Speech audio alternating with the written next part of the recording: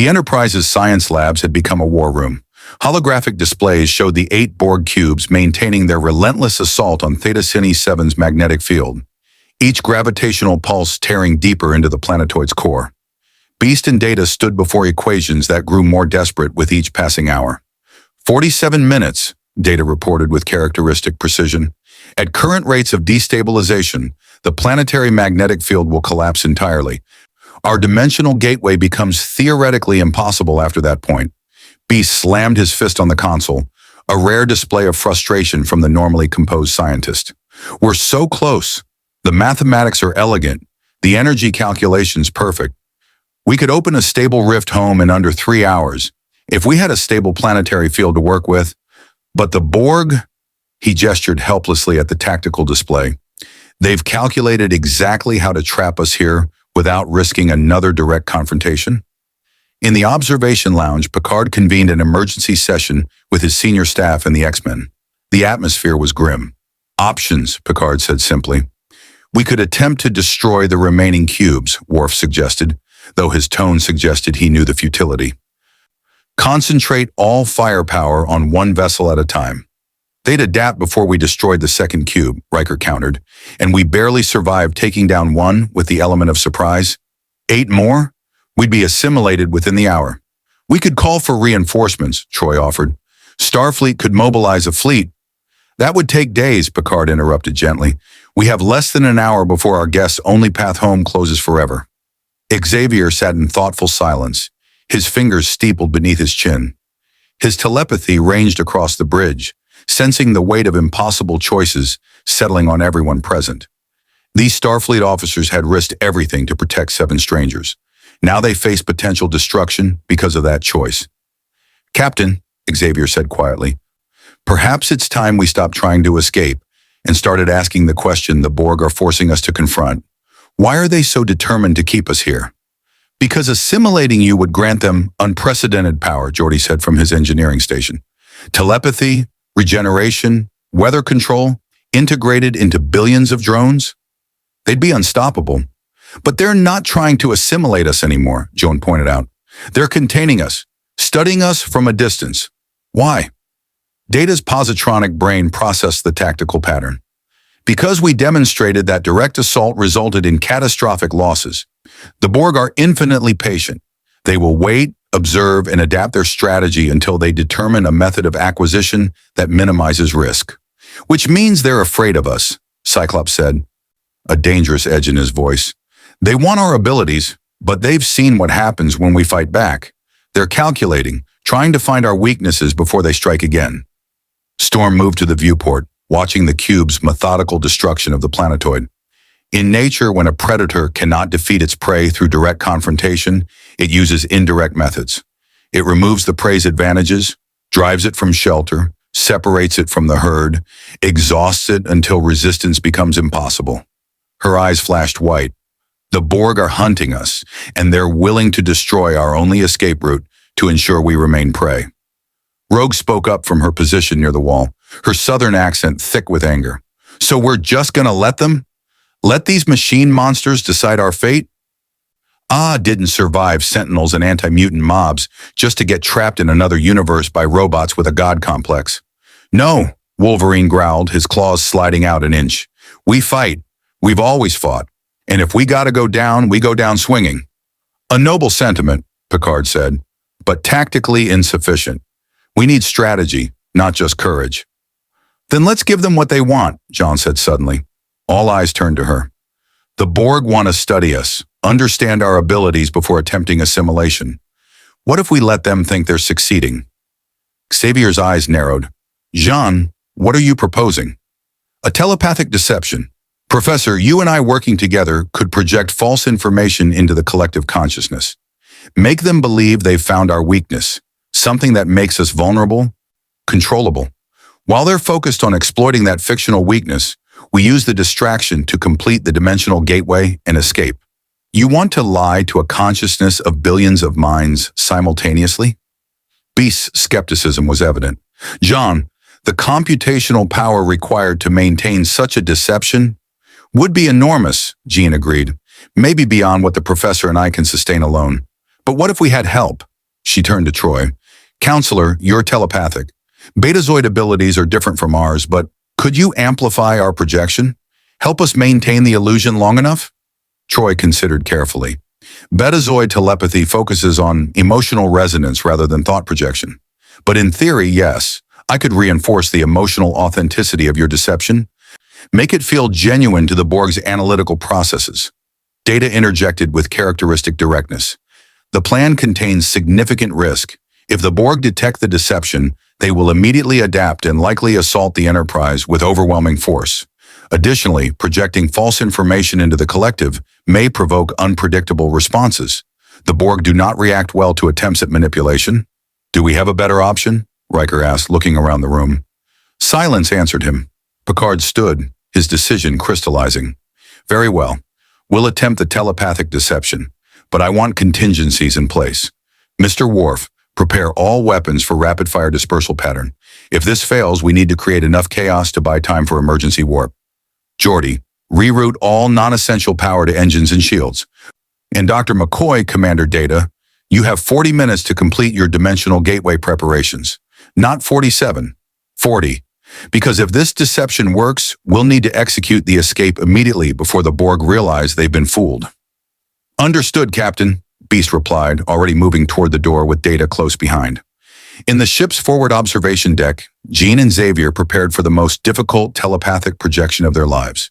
Troy sat between them, her empathic senses open and vulnerable in a way that required extraordinary trust. The deception must be layered, Xavier explained, his mental voice touching both women simultaneously. The Borg will probe for inconsistencies.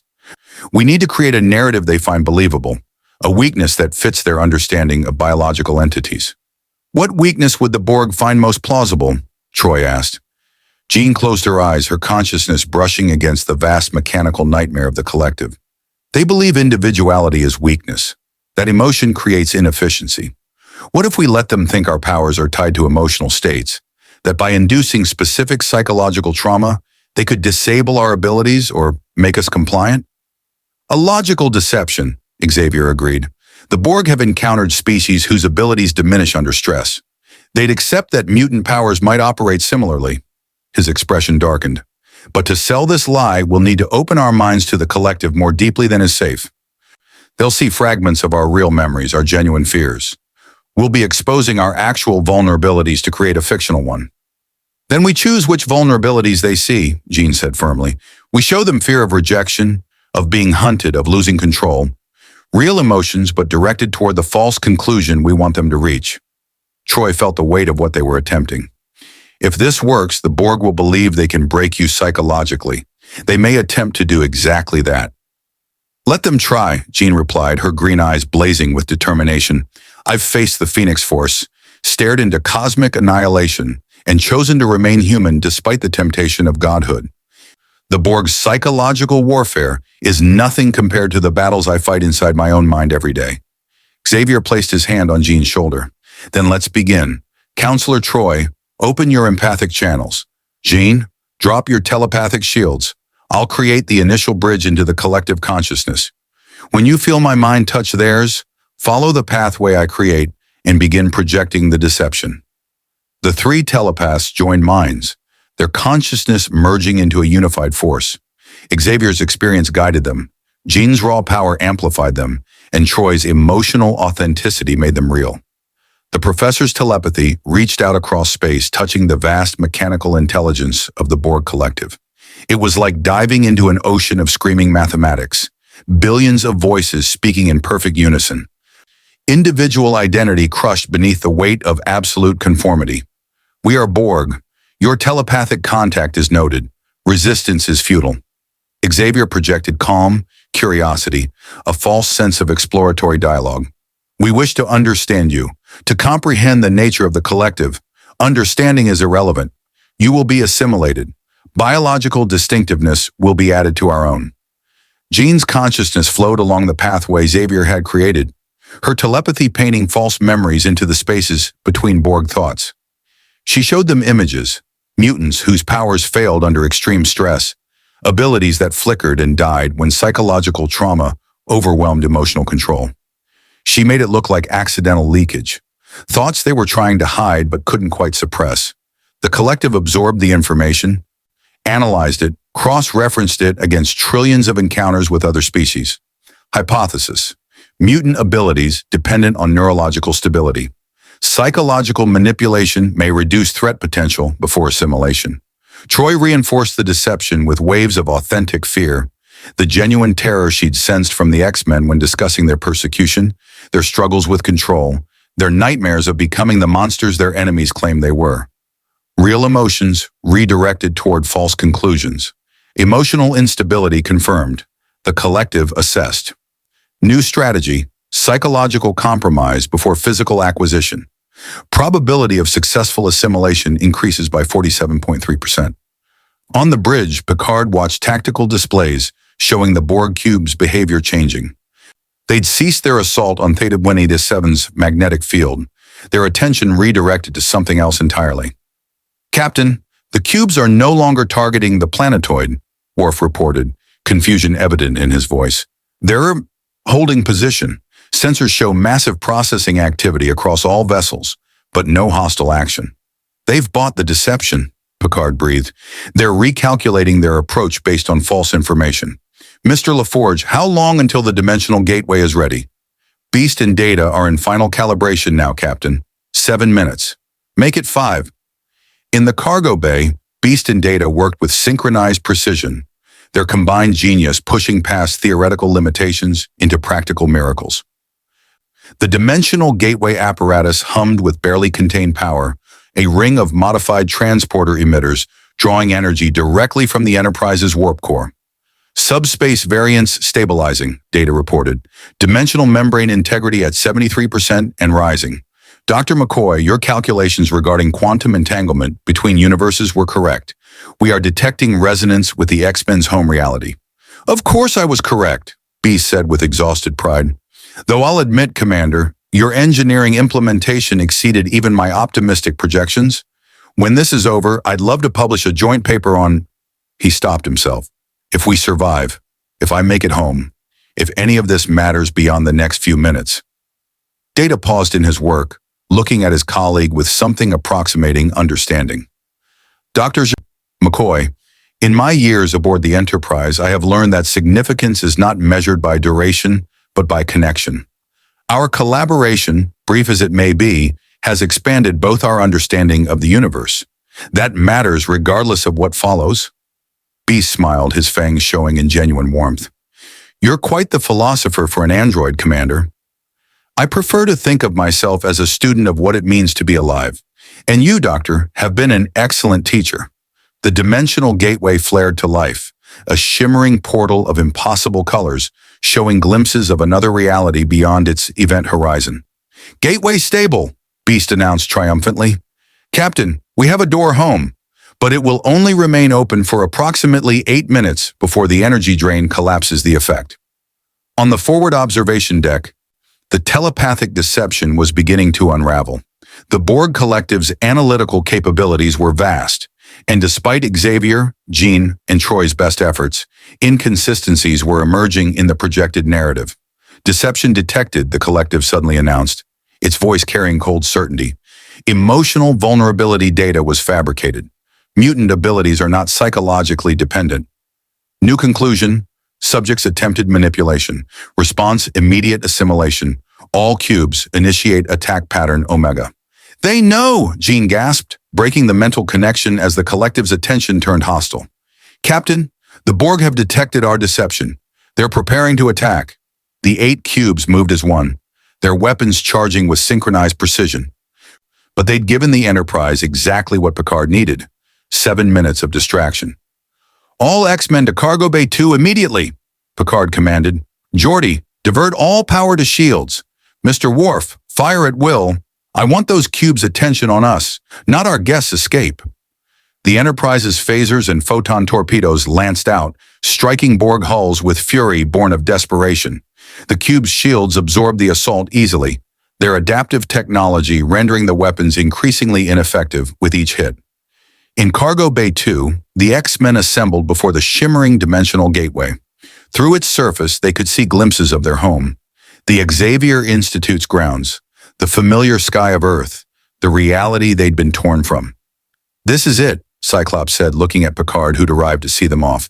"Captain, I don't know how to thank you. You risked your ship, your crew, everything for 7 strangers. You proved yourself to be more than strangers, Mr. Summers. You proved the Federation's ideals aren't just noble words, they're principles worth defending, even against impossible odds." Picard extended his hand. "Go home, protect your world, and remember that somewhere in another universe, you have allies who believe in you." Xavier shook Picard's hand, his telepathy touching the captain's mind one final time with gentle gratitude. "You are a good man, Jean-Luc Picard. Your universe is fortunate to have you." Storm embraced Counselor Troy. "Thank you for showing me that telepathy can be used with kindness. In our world, that lesson is sometimes forgotten." Beast and Data exchanged a final handshake. "Until our calculations intersect again, my friend," Beast said with theatrical solemnity, "I shall look forward to that statistically improbable occurrence," Data replied, the closest an android could come to expressing sentiment. Wolverine gave Worf a respectful nod. "You fight with honor, Klingon. In another life, I'd buy you a beer." "In another life, I would accept," Worf replied, something like a smile crossing his severe features. Rogue waved to the assembled crew. "Y'all take care of each other, you hear? And if you ever need someone who can absorb Borg powers and use them against them, well, you know where to find me." The Enterprise shuddered as cutting beams sliced through shields. Warning klaxons screamed. Hull breaches reported on multiple decks. "Go!" Picard commanded. "Now!" The X-Men stepped through the dimensional gateway, one by one, their forms dissolving into shimmering light. Xavier was last, pausing at the threshold to look back at the Enterprise crew who'd become unexpected friends. "We won't forget you," the professor said. "Any of you." Then he was gone, the gateway collapsing behind him with a thunderous implosion of released energy. In Cargo Bay 2, where moments ago 7 extraordinary individuals had stood, only empty space remained. On the bridge, sensors confirmed what everyone already knew. "The mutants have successfully returned to their home dimension," Data reported. "Gateway collapse was complete. No residual dimensional instability detected." The Borg cubes immediately ceased their attack, holding position as their collective consciousness recalculated. The mutants were gone. The genetic distinctiveness they'd sought to acquire had escaped beyond dimensional barriers. For a long moment, the cubes simply floated in space, their vast intelligence processing this unprecedented failure. Then, without warning or communication, all 8 cubes turned and warped away, leaving the Enterprise battered but intact in the silence of space. In sickbay, Dr. Crusher worked frantically to save the 17 crew members injured in the brief but brutal Borg assault. In engineering, Geordi's teams fought to contain plasma fires and restore warp drive. Throughout the ship, damage control parties worked to repair the 100 wounds the Enterprise had suffered. But on the bridge, Picard stood before the view screen, staring at the space where the dimensional gateway had briefly existed. "Captain," Riker said quietly, "that was the most insane, reckless, completely against protocol action I've ever seen you take. Protecting unknown refugees from our own timeline's Black Ops division, fighting the Borg to buy them escape time, risking the flagship of the Federation for 7 people we barely knew." He paused, then smiled. "I've never been more proud to serve under your command." Picard returned the smile, exhaustion and relief warring in his expression. "The Federation exists to protect those who cannot protect themselves, number one. To stand for principle even when pragmatism suggests otherwise. Today, we remembered why." Troy approached, her empathic senses still recovering from the telepathic ordeal. "Captain, I sensed something from Professor Xavier in those final moments. A promise, not spoken, but felt. That if we ever needed them, if this universe ever faced a threat we couldn't overcome alone, they would find a way back, to repay the debt of protection." "Let's hope it never comes to that," Picard said. "But if it does, I suspect the X-Men would prove to be formidable allies indeed." In another universe, 7 figures materialized in the familiar grounds of Xavier's School for Gifted Youngsters. The mansion stood unchanged. The sky showed the same blue they remembered, and the air carried the scent of home. "We made it," Cyclops breathed, disbelief and joy mixing in his voice. "We're actually home." Storm knelt, placing her hands on the grass. feeling the electromagnetic signature of Earth itself welcoming her back. The world feels right again. Whole. Beast stumbled to a bench, his legs suddenly weak with relief. By all statistical probability, we should still be trapped in that parallel dimension or assimilated into the Borg Collective. Yet here we are, defying mathematics through sheer stubborn determination and the kindness of strangers. Wolverine lit a cigar, his hands shaking slightly, the only sign of how close they'd come to never seeing this place again.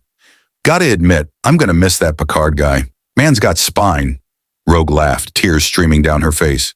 I never thought I'd say this, but I'm glad to be home, even with Sentinels and mutant registration acts and all the problems waiting for us. At least there are problems.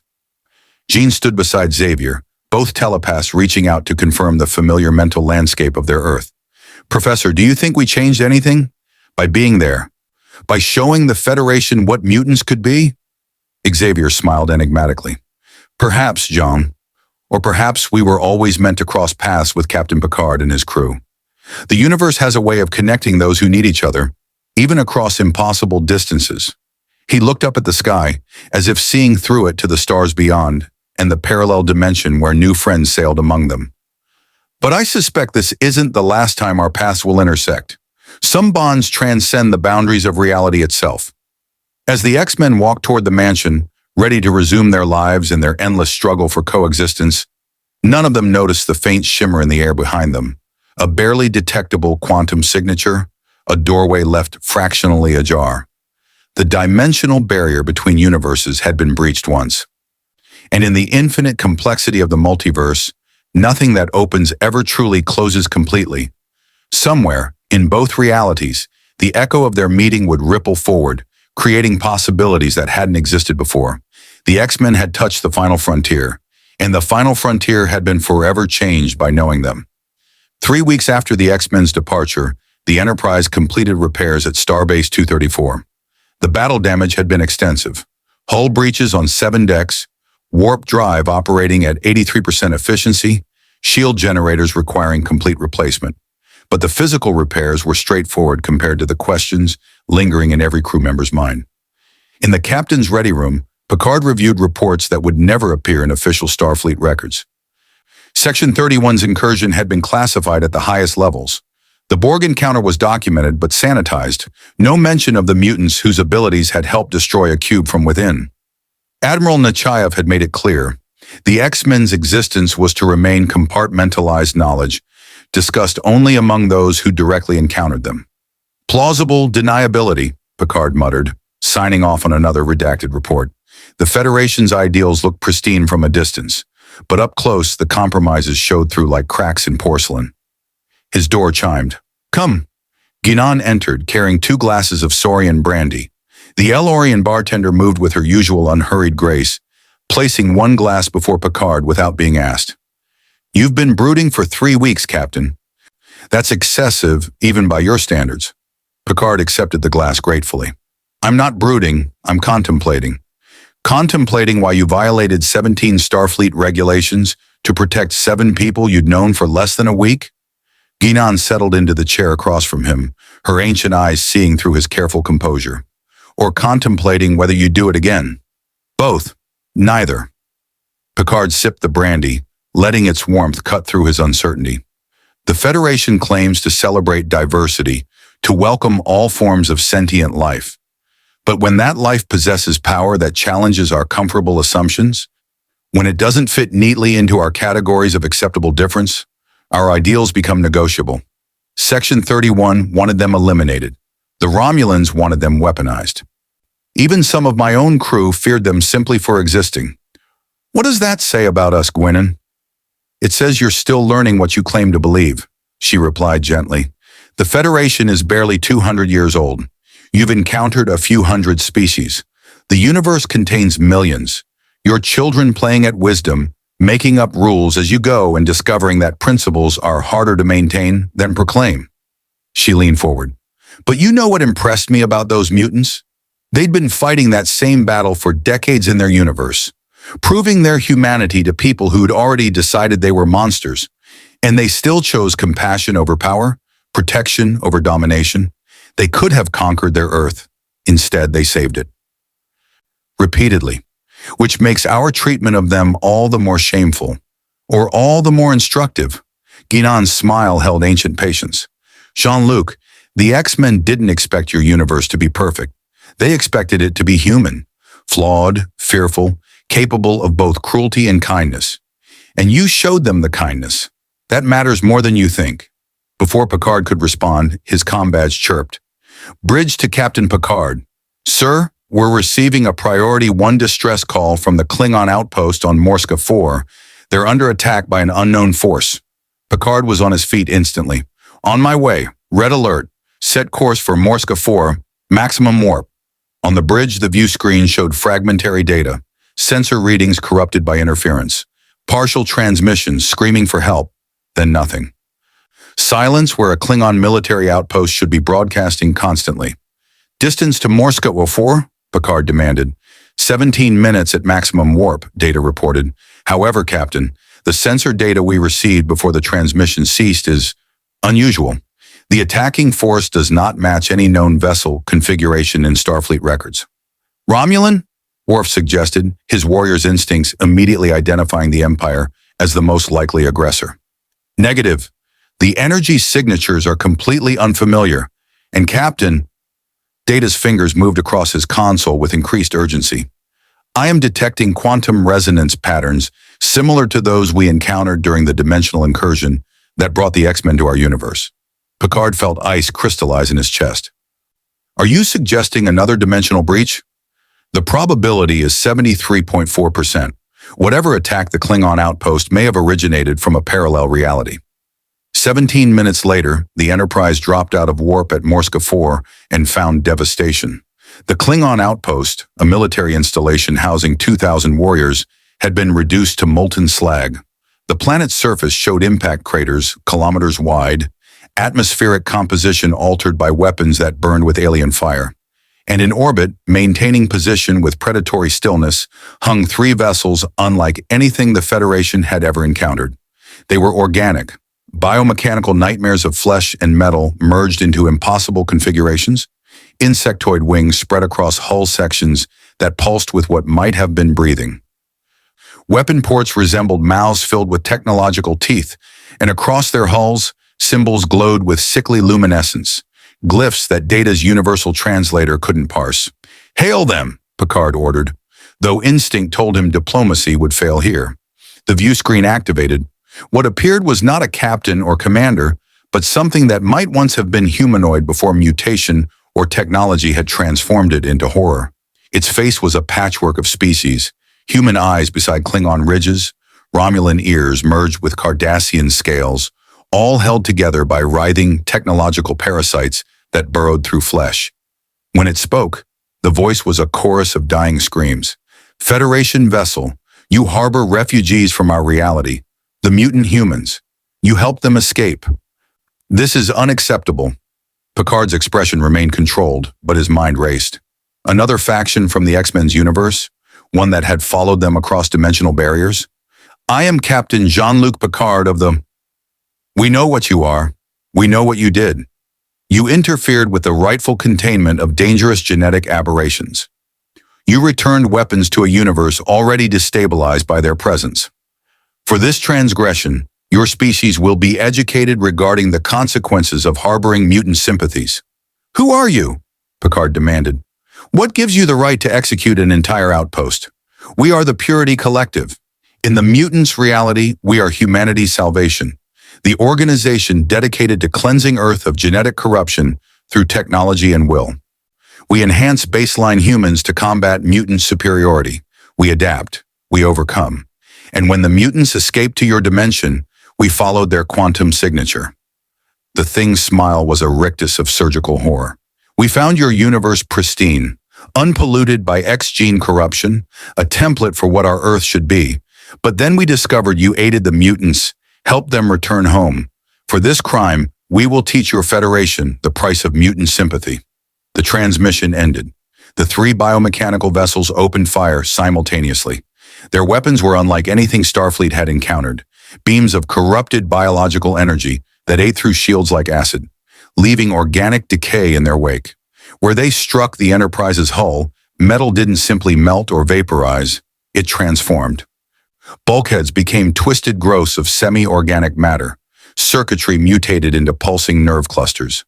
"Shields at 67% and falling," Worf reported, horror creeping into his normally controlled voice. "Captain, those weapons are converting our ship into something else.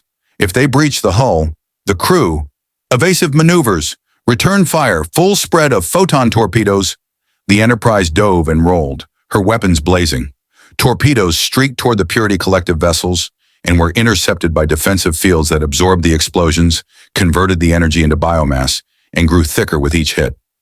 "Our weapons are feeding their defenses," Data announced, his android mind processing the tactical nightmare. "Each attack makes them stronger. Captain, I recommend we cease fire immediately." "Cease fire," Picard ordered, mind racing through impossible options. "Retreat to—" The Enterprise shuddered as tractor beams locked on. Not mechanical force, but something alive. Tendrils of bioenergy wrapped around the ship, squeezing, pulling them toward the largest Purity vessel's gaping maw. "They're attempting to assimilate the Enterprise," Riker shouted. "Not like the Borg. They're trying to absorb us into their ship." In engineering, Geordi watched in horror as deck plating began transforming where the biobeams penetrated shields. Metal grew veins. Consoles sprouted eyes. The ship itself was being infected, converted into extension of the Purity Collective's twisted vision of enhanced humanity. "All hands, emergency quarantine protocols," Picard commanded. "Seal off affected sections, vent atmosphere if necessary. We will not let the ship become part of their nightmare." Deanna Troi collapsed at her station, overwhelmed by the psychic emanations from the Purity vessels. "Captain, I can sense them. They're not just machines or soldiers. They're believers, fanatics who genuinely think they're saving humanity by eliminating mutants and mutant sympathizers. And they're in agony. The biomechanical conversion process is constant, agonizing, but they accept the pain as penance for being baseline human in a universe where mutants exist." Picard helped Troi to her feet, fury building beneath his controlled exterior. They're victims of their own hatred, but that doesn't give them the right to inflict their pain on others. The Enterprise's situation grew more desperate by the second. The biotractor beams were pulling them inexorably toward assimilation. Weapons were ineffective, shields were failing, and the crew faced a choice between being absorbed into the Purity Collective's biomass or dying in the cold of space. "Captain," Data said quietly, "I am detecting another quantum fluctuation, similar to the one that preceded the Purity Collective's arrival. Something else is crossing dimensional barriers. Distance, 200,000 kilometers, and closing rapidly." On the view screen, space tore open. Not the violent rupture that had brought the X-Men to this universe, but a controlled dimensional gateway, elegant, precise, deliberately created from the other side. 7 figures stepped through the portal, standing in the void of space as if gravity were optional. But they weren't alone. Around them floated what appeared to be personal force fields, technology far beyond Federation capabilities. And their leader, Professor Charles Xavier, sat in a hovering wheelchair that defied everything Picard understood about physics, his telepathy already reaching across the distance to touch the Enterprise crew's minds with impossible familiarity. "Captain Picard, it appears we owe you a rescue. The Purity Collective followed our quantum signature from our universe into yours. They're our responsibility. Allow us to handle them." "Professor?" Picard couldn't believe what he was seeing. "How did you—" Dr. McCoy and Commander Data's dimensional gateway calculations were brilliant. "We've spent 3 weeks refining them, building technology to create stable, controlled portals between realities. We've been monitoring subspace for threats that might cross over. When we detected the Purity Collective's invasion, we came immediately." Xavier's mental voice carried grim determination. "These fanatics have hunted mutants for decades. They've killed thousands of my people in our universe. They will not be allowed to spread their hatred into yours." Storm raised her hands and the void of space itself responded. Solar wind became hurricane force. Electromagnetic fields twisted into weapons. Stellar radiation focused into coherent beams. She struck the Purity vessels with the fury of stars themselves, their bioshields overwhelmed by forces they had no defense against. Cyclops' optic blast carved through the biotractor beams, holding the Enterprise, severing them at the molecular level. The ship lurched free, alarms silencing as the organic infection retreated from hull sections, suddenly liberated from the Collective's influence. Wolverine's image appeared on the view screen. His claws extended even in the vacuum of space, his regeneration compensating for the hostile environment through technology the X-Men had developed. "Hey, Captain. Told you we'd return the favor if you ever needed us. Now let's show these purity bastards what happens when they follow us into someone else's universe." Jean Grey's telekinesis wrapped around the largest purity vessel, crushing it like paper. But her expression held no triumph, only sad necessity. "I can sense the people inside. They're suffering, trapped in biomechanical hell, convinced their agony serves a greater good. Professor, can we save them?" "Perhaps some," Xavier replied, his telepathy driving into the Purity Collective's consciousness like a surgical blade. "But most are too far gone. The biomechanical conversion has destroyed their individuality. The kindest thing we can do is end their pain quickly." The three Purity Collective vessels fought back with desperate fury, but they'd designed their weapons to combat mutants on Earth. Powered individuals operating under terrestrial physics. They hadn't prepared for mutants who'd spent 3 weeks developing deep space combat capabilities, who'd studied Federation technology and adapted it to amplify their gifts. Beast materialized on the Enterprise bridge via transporter, his fur matted with frost from vacuum exposure, but his grin undimmed. "Captain Picard, delightful to see you again under such dramatically perilous circumstances. If you'd be so kind as to target the central power matrix of the middle vessel, these coordinates, I believe my colleagues can exploit the resulting systems failure to disable their fleet." Data and Beast shared a look of instant understanding. "Coordinates locked," Data confirmed, "firing full spread of photon torpedoes. Now." The torpedoes struck true. The middle purity vessel's power matrix exploded, and in that moment of vulnerability, Rogue, absorbing Storm's weather control, and Jean's telekinesis simultaneously, created a localized spatial anomaly that pulled all three vessels together in a crushing embrace of their own corrupted biomass. The Purity Collective vessels imploded, their bioweapons consuming themselves, collapsing into a singularity of failed hatred and misguided enhancement. When the light faded, only debris remained. And floating in space, the X-Men stood victorious. The Enterprise's bridge was silent with awe. "Transporters," Picard said quietly. "Beam them aboard. I believe we have much to discuss." In the observation lounge minutes later, the X-Men stood before Picard and his crew once more. But they were different now, more confident, bearing technology that merged their world's innovation with Federation science. Their abilities honed for protection, not just of one Earth, but of the dimensional barriers between realities. "You came back," Picard said simply. "You could have sealed the dimensional gateway behind you, left us to face the Purity Collective alone. Why return?" Xavier smiled, and his mental voice carried warmth that transcended words. "Because you taught us something important, Captain. You showed us that the struggle for coexistence, for acceptance of diversity and difference, isn't unique to our universe. It's universal, and those who fight that fight, whether in your reality or ours, deserve allies, deserve to know they're not alone." "The Purity Collective represented everything we fought against," Cyclops added. "Hatred justified by fear, enhancement driven by desire to eliminate rather than coexist. If we let them spread their poison into your universe without opposition, we'd be betraying every principle we claim to stand for." "How long can you stay?" Riker asked. "Can the dimensional gateway remain open indefinitely?" Beast shook his head regretfully. "Alas, no. The energy requirements are staggering even for brief incursions. We can maintain the gateway for approximately 90 minutes before dimensional stress becomes catastrophic. But we've established a monitoring system, quantum beacons placed at strategic points in both universes that will alert us to dimensional incursions or major threats. If another faction from our reality threatens yours or vice versa, we'll know, and we'll respond."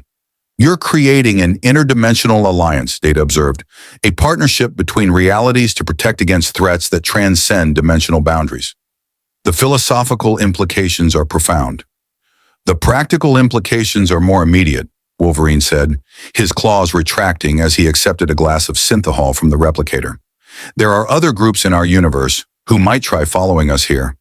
Friends of Humanity, the Purifiers, remnants of the Sentinel program. Hell, even other mutants who see your pristine universe as a place to escape to. We need to make sure the door between our worlds stays monitored, controlled. No refugees, no invasions, no contamination in either direction. Storm approached the viewport, staring at the stars with wonder still evident in her eyes. But also no isolation. We've learned that walls built from fear create prisons for both sides. Your universe and ours. Different quantum signatures, different histories, but facing similar questions about coexistence, about how power should be used, about whether diversity strengthens or threatens stability. Perhaps knowing that we're not alone in that struggle makes both our realities stronger. Ginan, who'd been observing silently from the corner, spoke for the first time. I've lived over 600 years. I've seen civilizations rise and fall. And I've learned that the most important relationships are the ones that form despite impossibility. You seven represent a bridge between realities built not on trade or conquest, but on mutual respect and shared values. That's rarer than you might think. Jean Grey smiled at the Elorian. Thank you, Guinan, for everything you said to me during our first visit, about the Phoenix, about control, about choosing who we want to be rather than what we could become. Your words helped me more than you know. Rogue approached Counselor Troy. And thank you for listening, Counselor, for not being afraid when I told you what I could do. Sometimes just being heard without judgment is the greatest gift. The 90 minutes passed too quickly, filled with exchanges of scientific data, strategic assessments, and genuine friendship renewed. When Beast and Data compared notes on dimensional mechanics, their enthusiasm infected everyone present. When Worf and Wolverine shared battle stories, the Klingons' normally severe expression softened into something approximating camaraderie. But eventually the laws of physics reasserted themselves. The dimensional gateway began destabilizing, reality itself groaning under the strain of maintaining connection between separate quantum states. Time to go, Xavier announced reluctantly.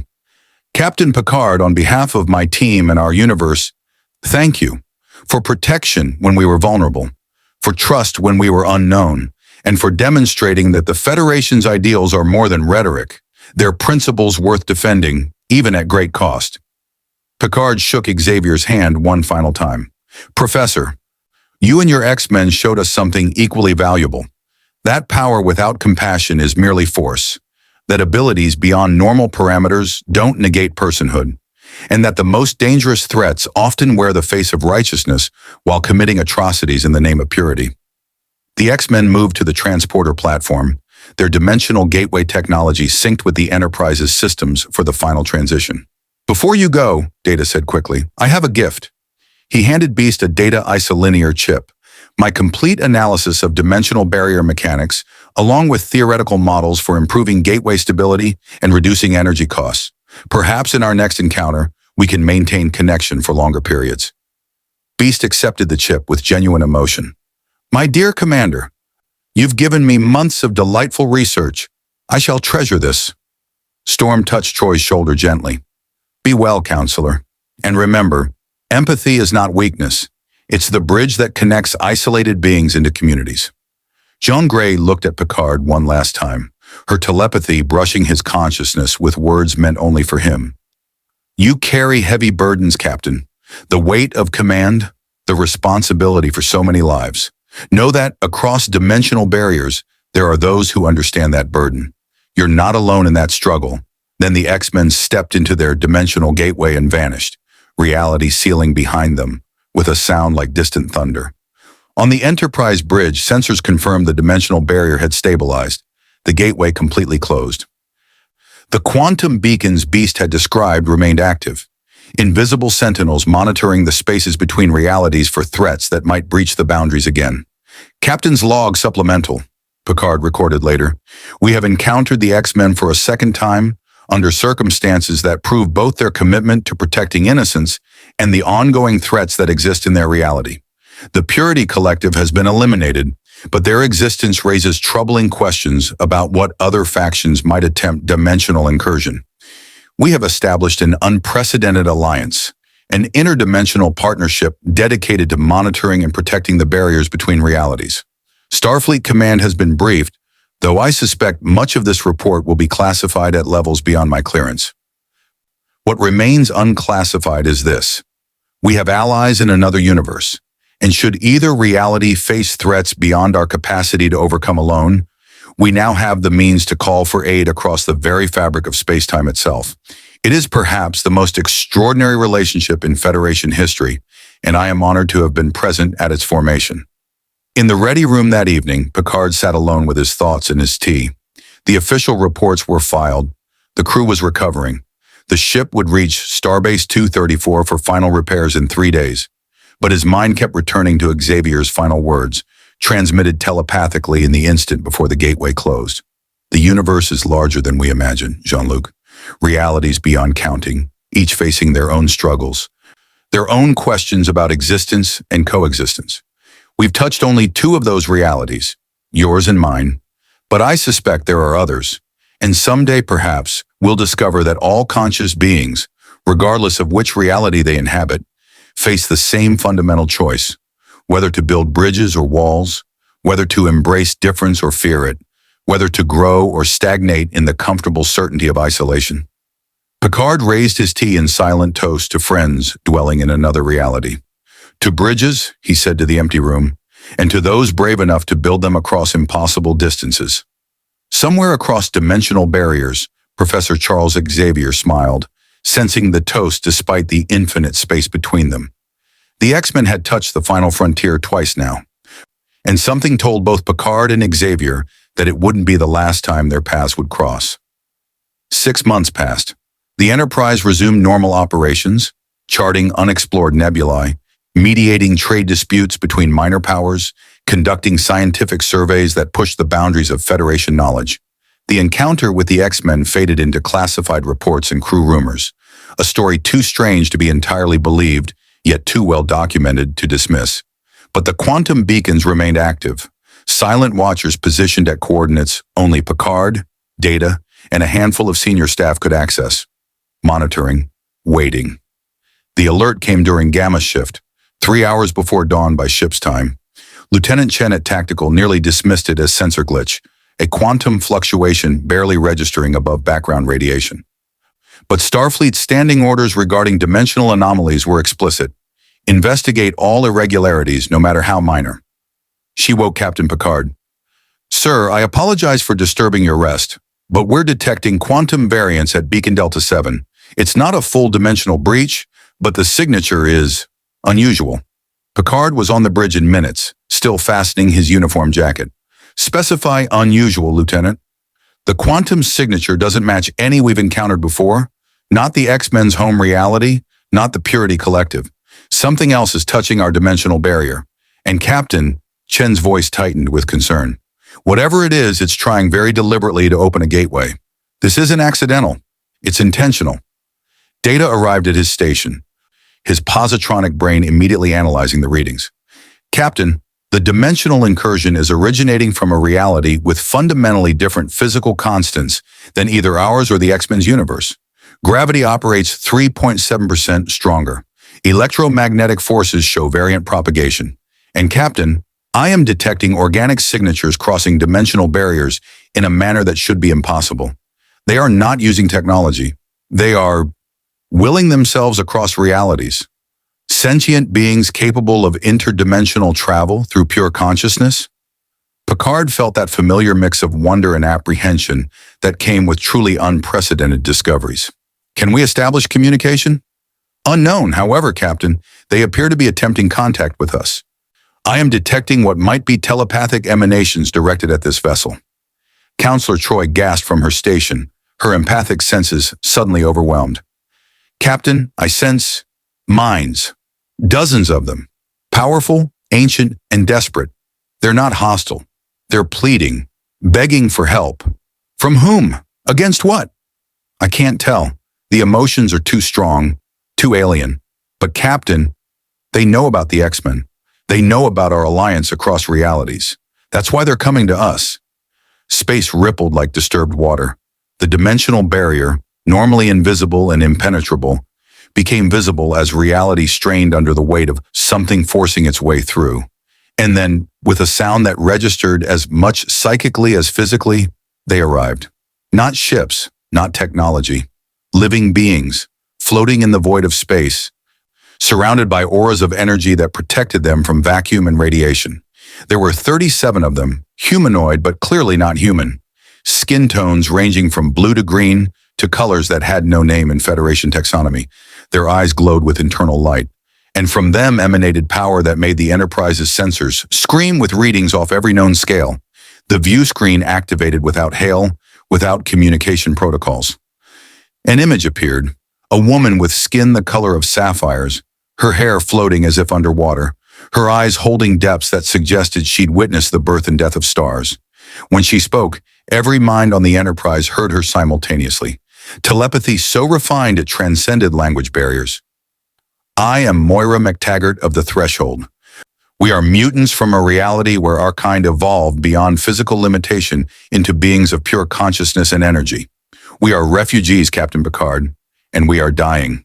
Picard steadied himself against the psychic weight of her desperation. I am Captain Jean-Luc Picard of... We know who you are.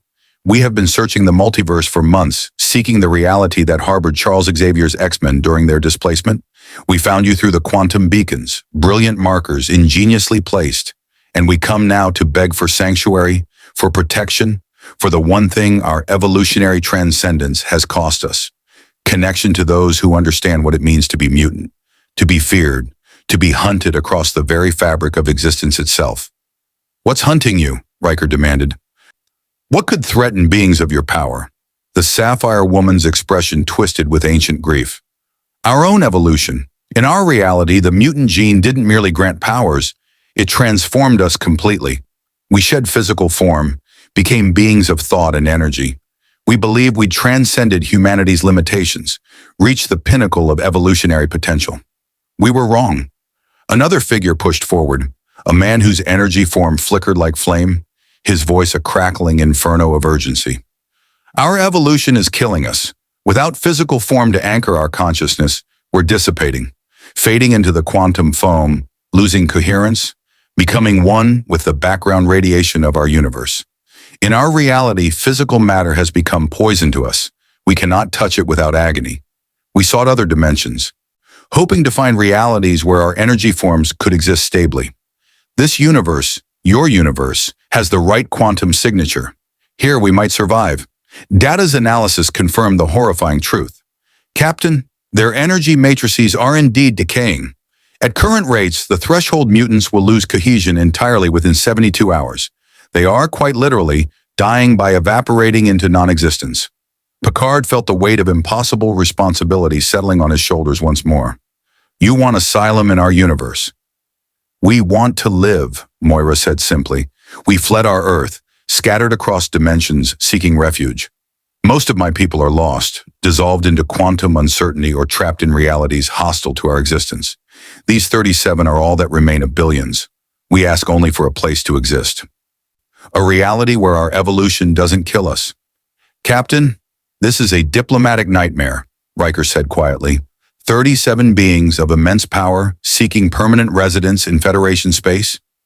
The political ramifications alone are irrelevant compared to sentient beings facing extinction, Picard countered. But Lieutenant Commander, you're right that this exceeds my authority. I can offer temporary sanctuary while we contact Starfleet Command and the Federation Council. But Moira, I must ask, your people's abilities. If you remain in this universe, what effect will you have on the societies here? We have no desire to interfere or dominate. We simply wish to exist, to experience the universe without dissolving into nothingness. Moira's telepathic voice carried exhaustion that transcended physical tiredness, the weariness of beings who'd fled death across dimensional boundaries and found only more death waiting. But we understand your caution. We have abilities that could reshape worlds, minds that could touch billions simultaneously. We are, by our very nature, dangerous. Just as the X-Men are dangerous, just as any being with power must be, unless they choose restraint. Worf stepped forward, his tactical mind processing the security implications. Can you prove you mean no harm? Your abilities exceed anything in our experience. How can we trust beings who could control our thoughts, reshape matter with will alone? A third figure materialized, younger, his energy form unstable, flickering between coherence and dissolution. When he spoke, his mental voice held familiar cadences. Because we've already lived the nightmare of being feared for our power. In our reality, baseline humans weaponized themselves against mutants using quantum technology that disrupted our energy matrices. They called it the Purity Protocol, systematic genocide against beings they claimed had abandoned humanity. We fled not to conquer, but to survive. We know what it means to be hunted. We know the cost of power without acceptance. The Purity Protocol, Picard repeated, ice forming in his gut, similar to the Purity Collective that attacked us 6 months ago. Different implementation, same philosophy. Fear of mutant superiority driving humanity to monstrous extremes. Moira's telepathy carried bitter experience. In every reality we've encountered, the mutant question divides civilizations. Some embrace evolution, others fear it unto genocide. Your universe, Captain Picard, is unique. You faced the mutant question when Charles Xavier and his X-Men arrived, and you chose protection over fear, alliance over elimination. That's why we sought you specifically, because you've already proven you can look at power beyond human norms and see people deserving of dignity. Picard thought of Xavier, of Jean's struggle with the Phoenix, of Storm's controlled fury, and Wolverine's hard-won restraint.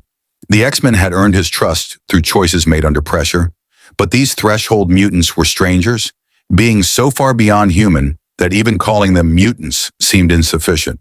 Counselor, he said quietly, your assessment?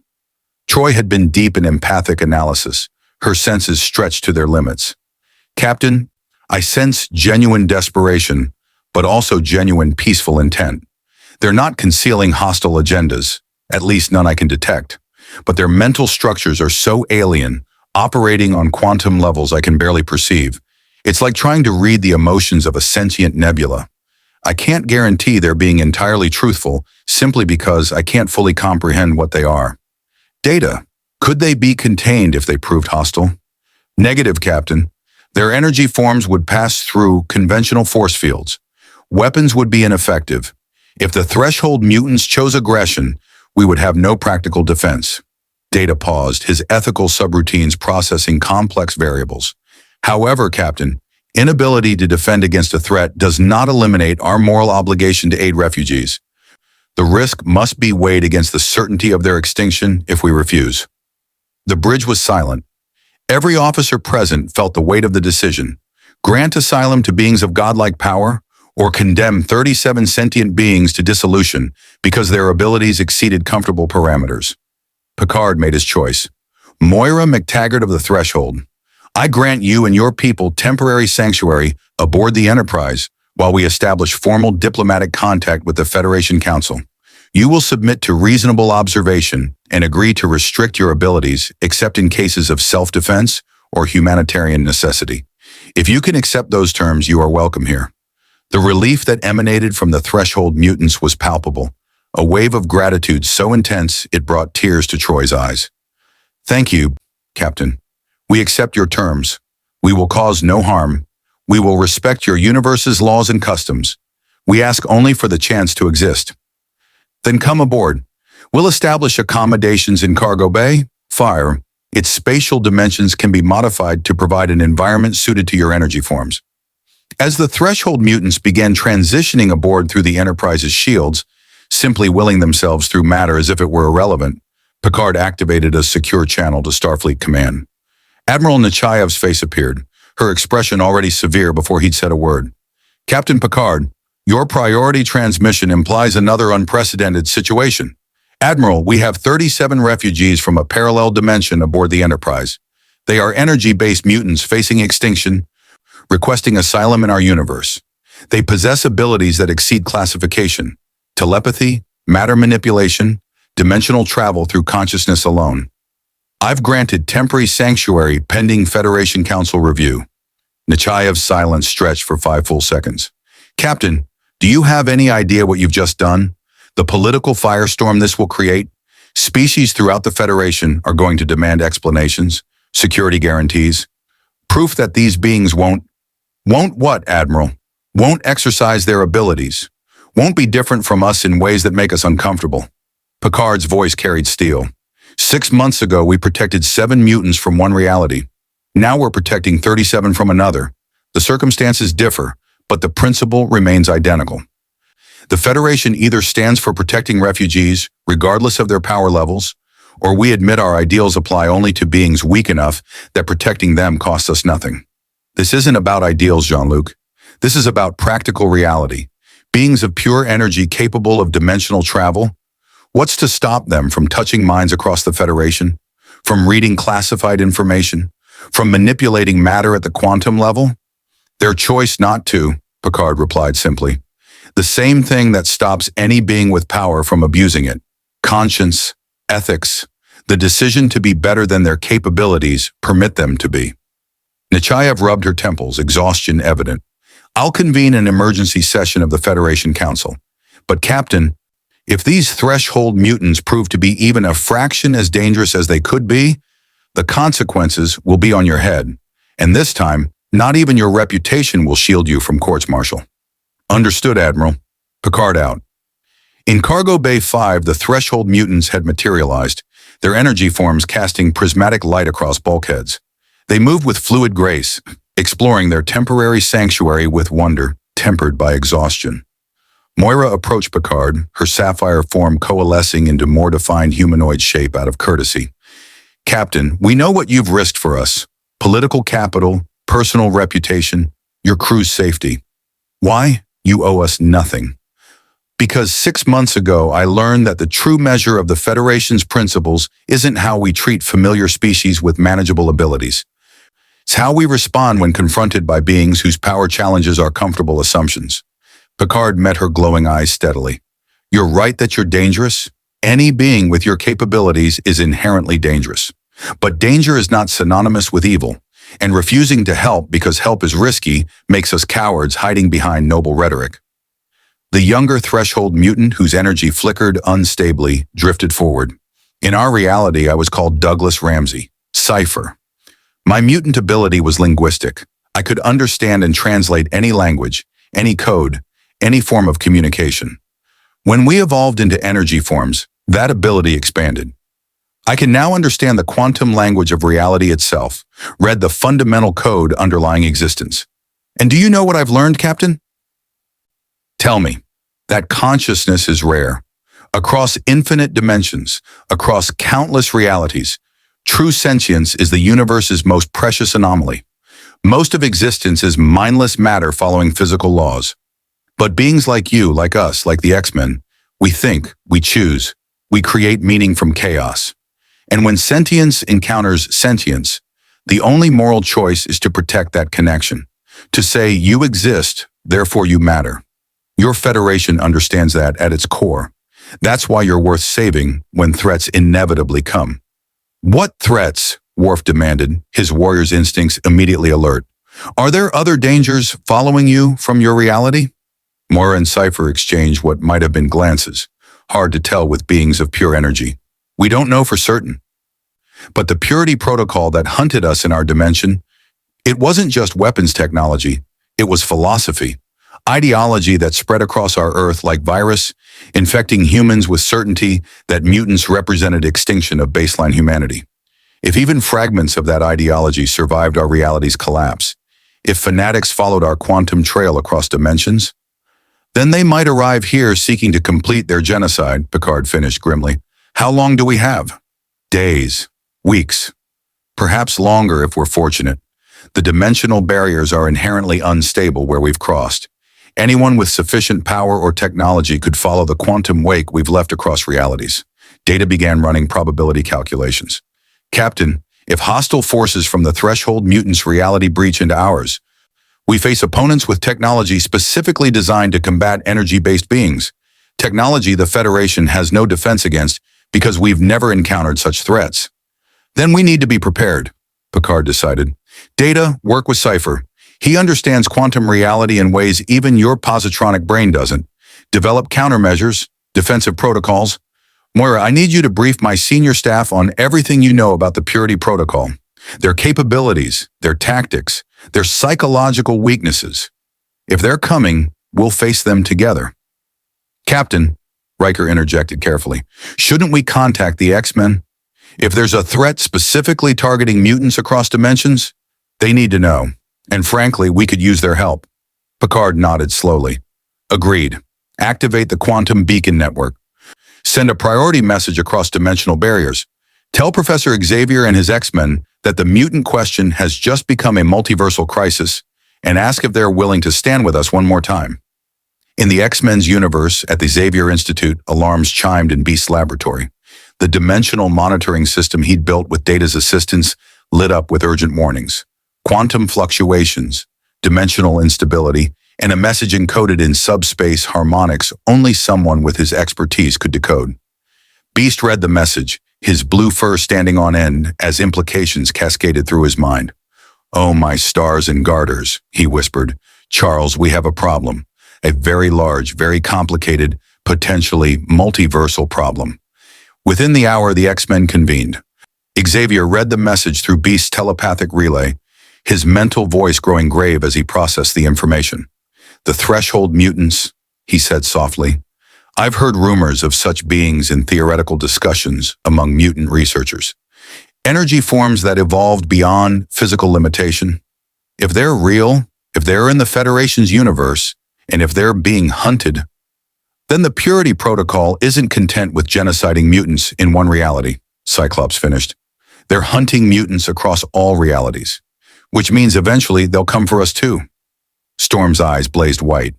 "Then we fight, not just for the threshold mutants, not just for Captain Picard's universe, but for the principle that mutants, in any reality, in any form, deserve to exist without persecution." Wolverine's claws extended with their familiar snick. "Been a while since we had a good interdimensional rumble. I'm in." Joan Grey felt the phoenix stir within her consciousness, that cosmic force sensing the multiversal threat and burning with righteous fury. "Professor, if the Purity Protocol has technology that can harm energy-based mutants, they might have weapons that could hurt the Phoenix Force itself. This isn't just about protecting refugees. This is about preventing genocidal fanatics from acquiring God-killing weapons." Rogue stepped forward, her hands glowing with absorbed power. "So what are we waiting for? Say we open that dimensional gateway and show these Purity Protocol bastards what happens when they mess with mutants across the multiverse." Xavier's expression held grim determination. "Then we're agreed. Beast, activate the dimensional gateway. Set coordinates for Captain Picard's universe. The X-Men are going to war." On the Enterprise, Picard stood before the view screen, showing the quantum beacon network. Data's analysis showed dimensional instability growing exponentially. The threshold mutants' arrival had weakened the barriers between realities in ways that would take decades to fully heal. And through those weakened barriers, something was stirring. Multiple quantum signatures moving with deliberate purpose, following the threshold mutants' trail like bloodhounds on a scent. "Captain," Data reported quietly, "I am detecting 17 distinct dimensional incursions forming simultaneously. Whatever is coming, it's arriving in force." "Battle stations," Picard commanded. "All hands to alert status. Notify the threshold mutants that their hunters have arrived, and pray that our allies across dimensions reach us before those 17 incursions complete their breach." Reality began to tear, and through the tears, machines began to emerge. Weapons forged in another universe specifically to kill beings of pure energy, wielded by fanatics who'd pursued their prey across the boundaries of existence itself. The Purity Protocol had arrived, and they had no intention of letting their genocide remain confined to a single reality. The 17-dimensional breaches opened like wounds across space, each one hemorrhaging vessels into the Enterprise's reality. They were horrific, warships built from a fusion of organic tissue and quantum disruption technology, their hulls pulsing with biomechanical systems designed for one purpose: to hunt and exterminate energy-based life forms.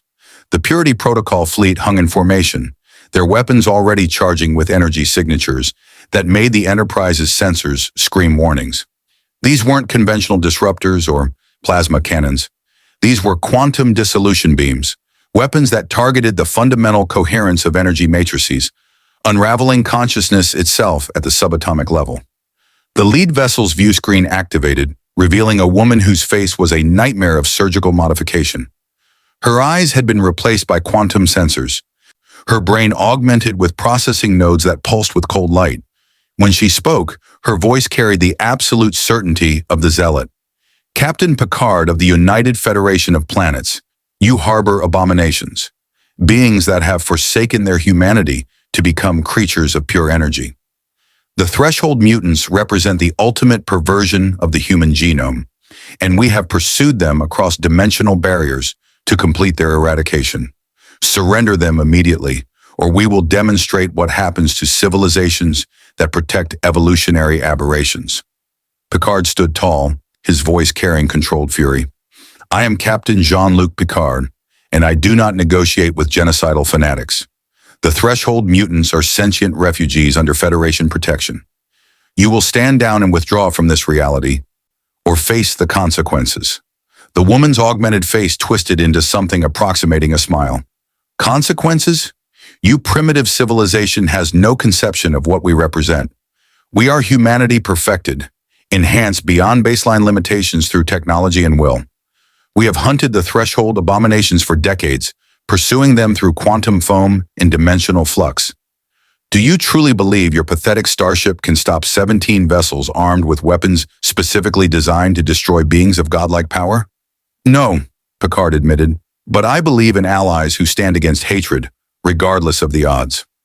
Space tore open behind the Enterprise, not 17 breaches, but one, massive, controlled, elegant in its precision. The dimensional gateway expanded, stabilized by technology that merged two universes' sciences, and through it came the X-Men. But not just the core team. Xavier had brought reinforcements. The Blackbird streaked through the gateway, its advanced engines adapted for space combat. Cyclops piloted while Jean Grey sat beside him, her telekinesis already forming protective shields around the craft. Storm flew alongside in vacuum-resistant gear, her control over electromagnetic fields creating a personal force field. Wolverine, Beast, and Rogue occupied the tactical positions, weapons charged and ready. Behind them came others. Colossus, his organic steel form gleaming in starlight. Nightcrawler, his teleportation ability enhanced by technology that allowed dimensional jumps across short distances. Kitty Pryde, her phasing ability refined to pass through solid matter even in the void. Iceman, generating frozen constructs in the vacuum through manipulation of molecular motion, and Magneto, Eric Lensher himself, master of magnetism, his powers amplified by technology that let him manipulate the electromagnetic spectrum across vast distances. Professor Xavier to Enterprise. Charles's telepathic voice touched every mind aboard Picard's ship. Apologies for the dramatic entrance, but when you're facing genocidal fanatics armed with quantum dissolution weapons, subtlety seems inappropriate. Permission to engage hostile forces? Granted, Picard said, relief flooding through him. But Professor, those weapons, they're designed specifically to destroy energy beings. Against physical targets. We're well aware, Captain, which is precisely why we brought physical bodies to this fight. The Purity Protocol spent decades developing weapons to combat the threshold mutants' energy forms. They're supremely effective against quantum consciousness, but against adamantium claws, organic steel, and optic blasts, Xavier's mental voice carried grim satisfaction. Let's discover their limitations together. The Purity Protocol commander's augmented eyes widened with recognition. Xavier's mutants, the baseline rebels who refuse enhancement, who defend genetic aberrations at the cost of human purity. Your presence here is unfortunate but irrelevant. Our quantum weapons may be optimized for energy form dissolution, but they function perfectly well against organic targets. You've merely delivered more specimens for eradication. Big talk from someone who's clearly never fought a Wolverine before, Logan growled over the comm, his claws extended even in vacuum. Let's see how your fancy weapons handle real close-quarters combat. Magneto's voice cut through with Arctic contempt. You call yourselves humanity perfected? Your children playing with technology you barely understand, driven by fear masquerading as philosophy. Allow me to demonstrate what true mastery of fundamental forces looks like. The master of magnetism raised his hands and 17 Purity Protocol vessels suddenly lost control. Their navigation systems went haywire. Magnetic containment fields collapsed. Weapon targeting systems spun uselessly. Magneto had seized control of every electromagnetic system across the entire fleet simultaneously, a display of power that made even the Enterprise's sensors register disbelief. "All ships, fire on the mutant vessels!" the Purity commander screamed.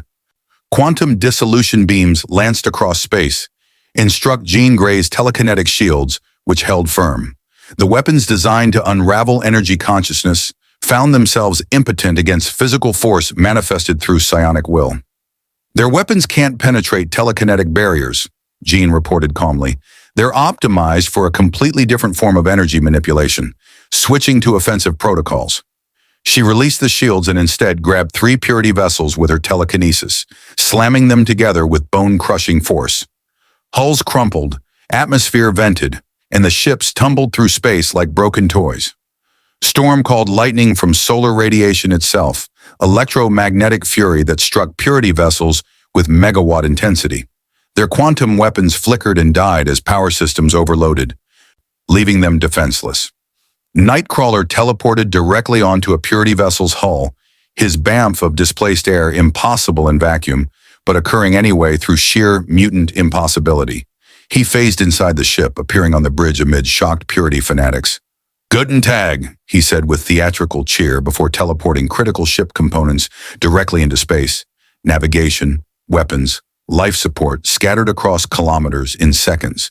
The crew had just enough time to reach escape pods before their vessel became a lifeless hulk.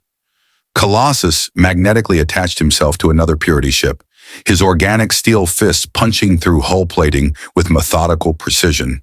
He carved a path to the engine core and simply ripped it free, the vessel's propulsion dying in an explosion of vented plasma. The Enterprise joined the assault, its photon torpedoes and phasers targeting ships already crippled by the X-Men's assault. Worf's tactical genius coordinated Federation and mutant attacks into a devastating combination. The X-Men disabled ships, Starfleet destroyed them, but the Purity protocol wasn't finished. "Initiate Omega Protocol," the commander transmitted to her fleet. "If we cannot eliminate the threshold abominations through conventional weapons, we'll use unconventional methods. Activate the dissolution cascade." Aboard the Enterprise, Data's console lit up with horrific readings. "Captain, the Purity vessels are generating a cascading quantum field. If it reaches critical mass, it will create a wave of dimensional instability that will unravel all energy-based matter within a 50,000-kilometer radius. The threshold mutants will be destroyed instantly. But Captain, the cascade won't stop there. It will continue expanding, dissolving matter into constituent energy, which will then dissolve into quantum foam. This entire sector will become a dead zone of unraveled reality." "They're weaponizing dimensional collapse," Picard breathed in horror. "They'd rather destroy everything than allow the threshold mutants to survive." In Cargo Bay 5, Moira McTaggart's energy form flickered with terror. "Captain, the dissolution cascade. We've encountered it before. It's how the Purity protocol sterilized our homeworld. Billions of mutants simply ceased to exist. Their consciousness dissolved into quantum uncertainty. If they activate it here, how do we stop it?" Picard demanded. Cypher's unstable form pulsed with desperate calculation. "You can't. Not with conventional weapons. The cascade is self-sustaining once initiated. It feeds on the quantum foam itself.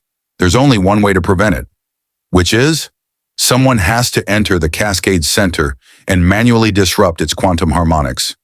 But the exposure would be lethal. Even energy-based beings like us would be dissolved within seconds. Physical beings would last milliseconds. It's suicide."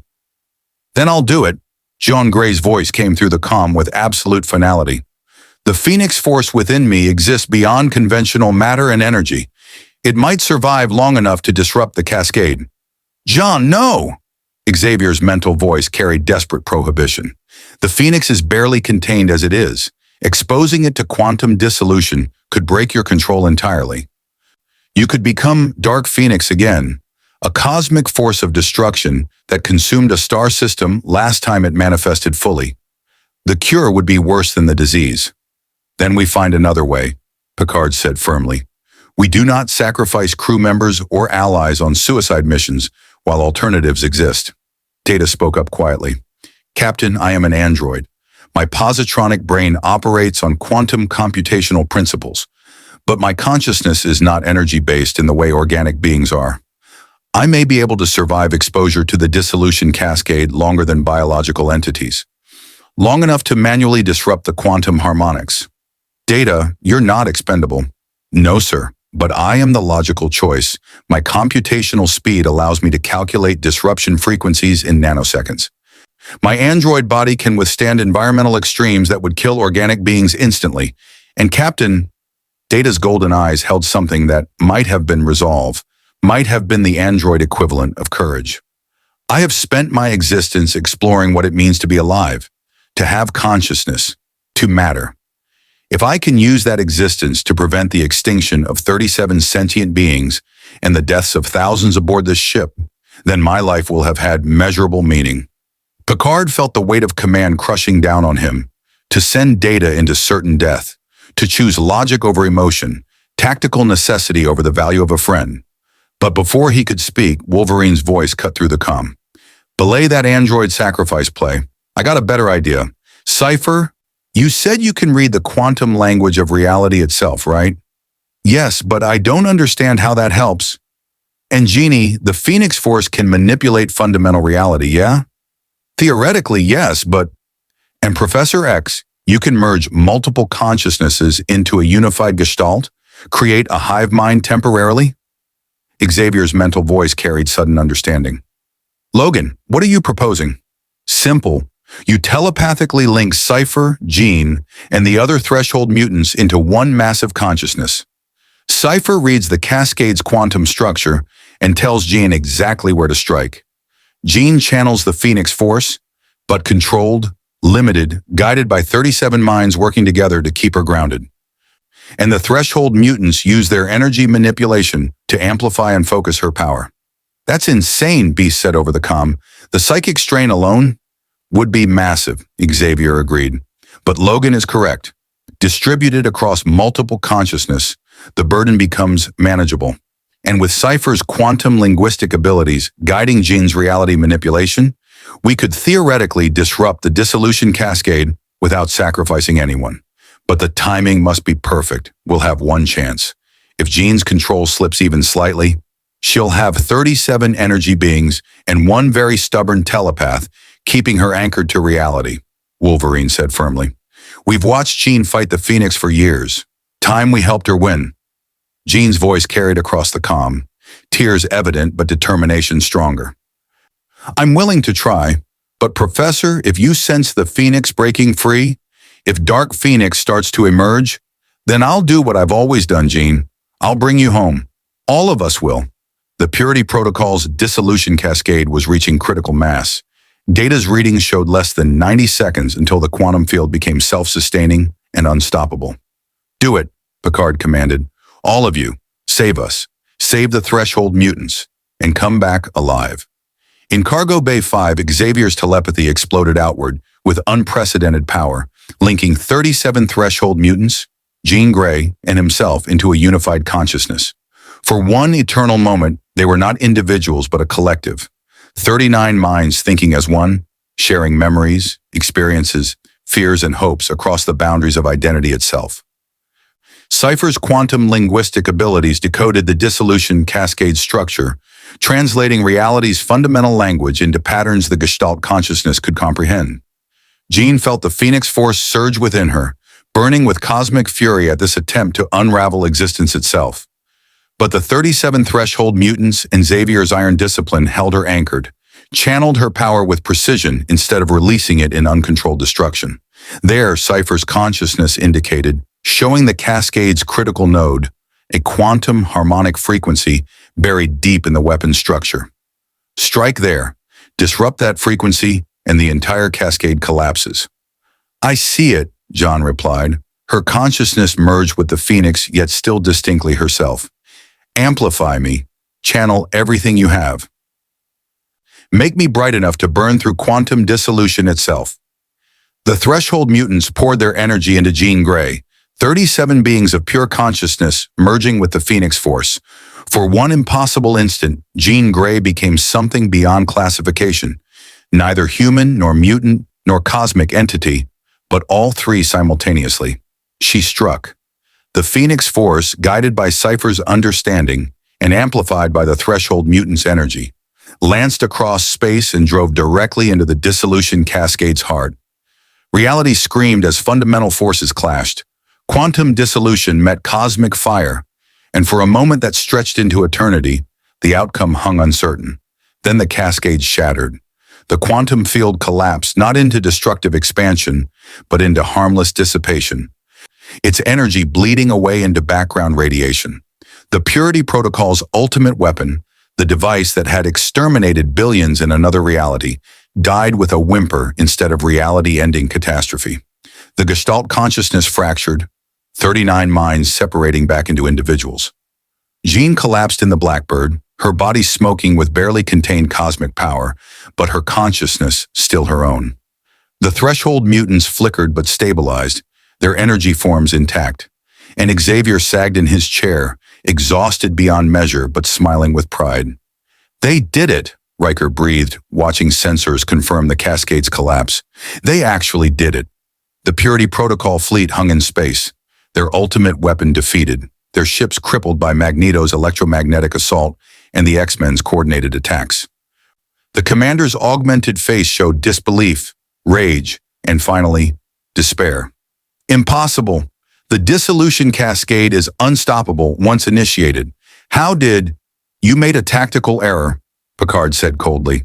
"You assumed the only way to fight dimensional weapons was with more dimensional weapons. You forgot that consciousness, organic, energy-based, or artificial, is capable of creativity, cooperation, and sacrifice. Three things your fanatical ideology has no answer for." Magneto's voice carried across all frequencies. "You hunted these Threshold mutants across dimensional barriers, destroyed their civilization, pursued them with genocidal determination. You thought yourselves humanity perfected through technology and will, but you're not perfected, you're diminished. You've traded compassion for certainty, understanding for ideology, coexistence for purity, and that makes you less than human, regardless of your enhancements.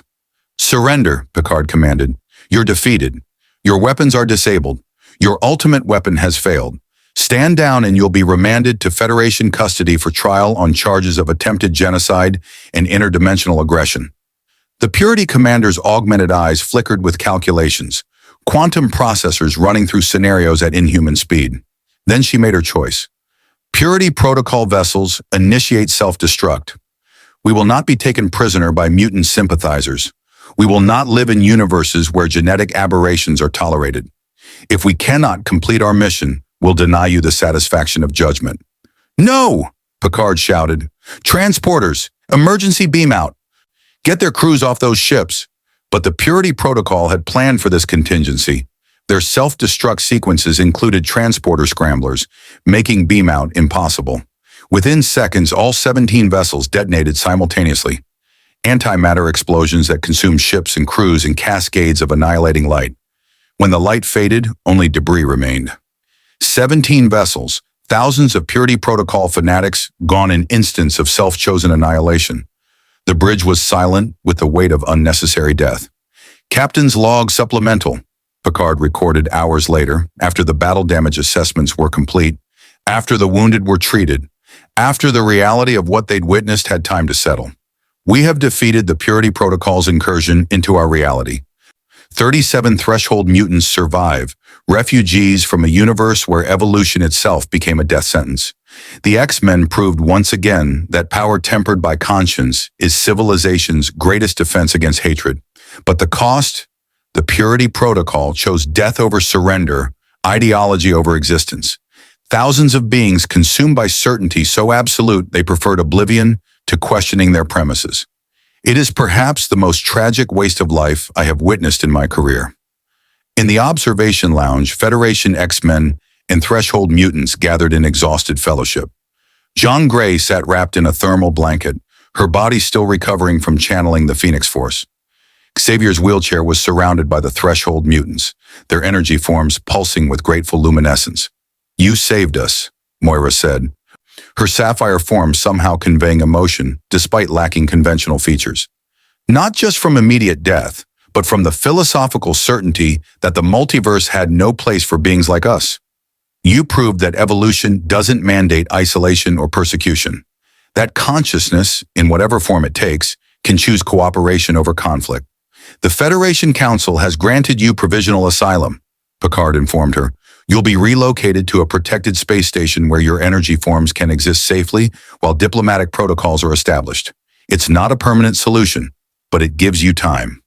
Time is all any of us really have, Xavier said quietly. Time to prove ourselves, to build trust, to demonstrate that difference doesn't necessitate division. He looked at Picard with profound respect. Captain, you've now protected mutants from 3 different realities. At what point does this stop being coincidence and start being destiny? I don't believe in destiny, Professor. Only in choices made consistently with principles declared honestly. Picard smiled faintly. Though I admit, the universe seems determined to test the Federation's commitment to diversity by presenting increasingly challenging examples. Wolverine clapped Data on the shoulder, gently for Wolverine. That sacrifice play you offered, Tin Man. That was real courage. The kind that ain't about fearlessness, but about facing fear and doing what's right anyway. Thank you, Logan. Though I am uncertain if my positronic brain experiences fear in the way organic beings do, I confess the prospect of dissolution was unpleasant to contemplate. That's fear, Data. You just experienced it differently. Wolverine's grin showed fangs. Welcome to being alive. Storm stood at the viewport, watching the stars with Troy beside her. In our universe, we fight the same battles endlessly: mutant rights, human fear, the question of coexistence. Sometimes I wonder if we're making any progress. But then I see this. 3 realities cooperating to protect the vulnerable and defeat hatred. And I remember why we keep fighting. The struggle isn't about reaching a final victory, Troy replied gently. It's about choosing again and again to be better than our fears. That choice is the victory. Cypher's unstable energy form flickered near Data, the 2 of them already deep in discussion about quantum mechanics and consciousness theory. Your positronic brain is fascinating, Commander. It operates on principles that bridge organic neural networks and quantum computation. In a way, you're what we threshold mutants might have become if we'd maintained physical form while evolving our consciousness. A perfect synthesis of matter and mind. That is a profoundly philosophical observation, Cypher.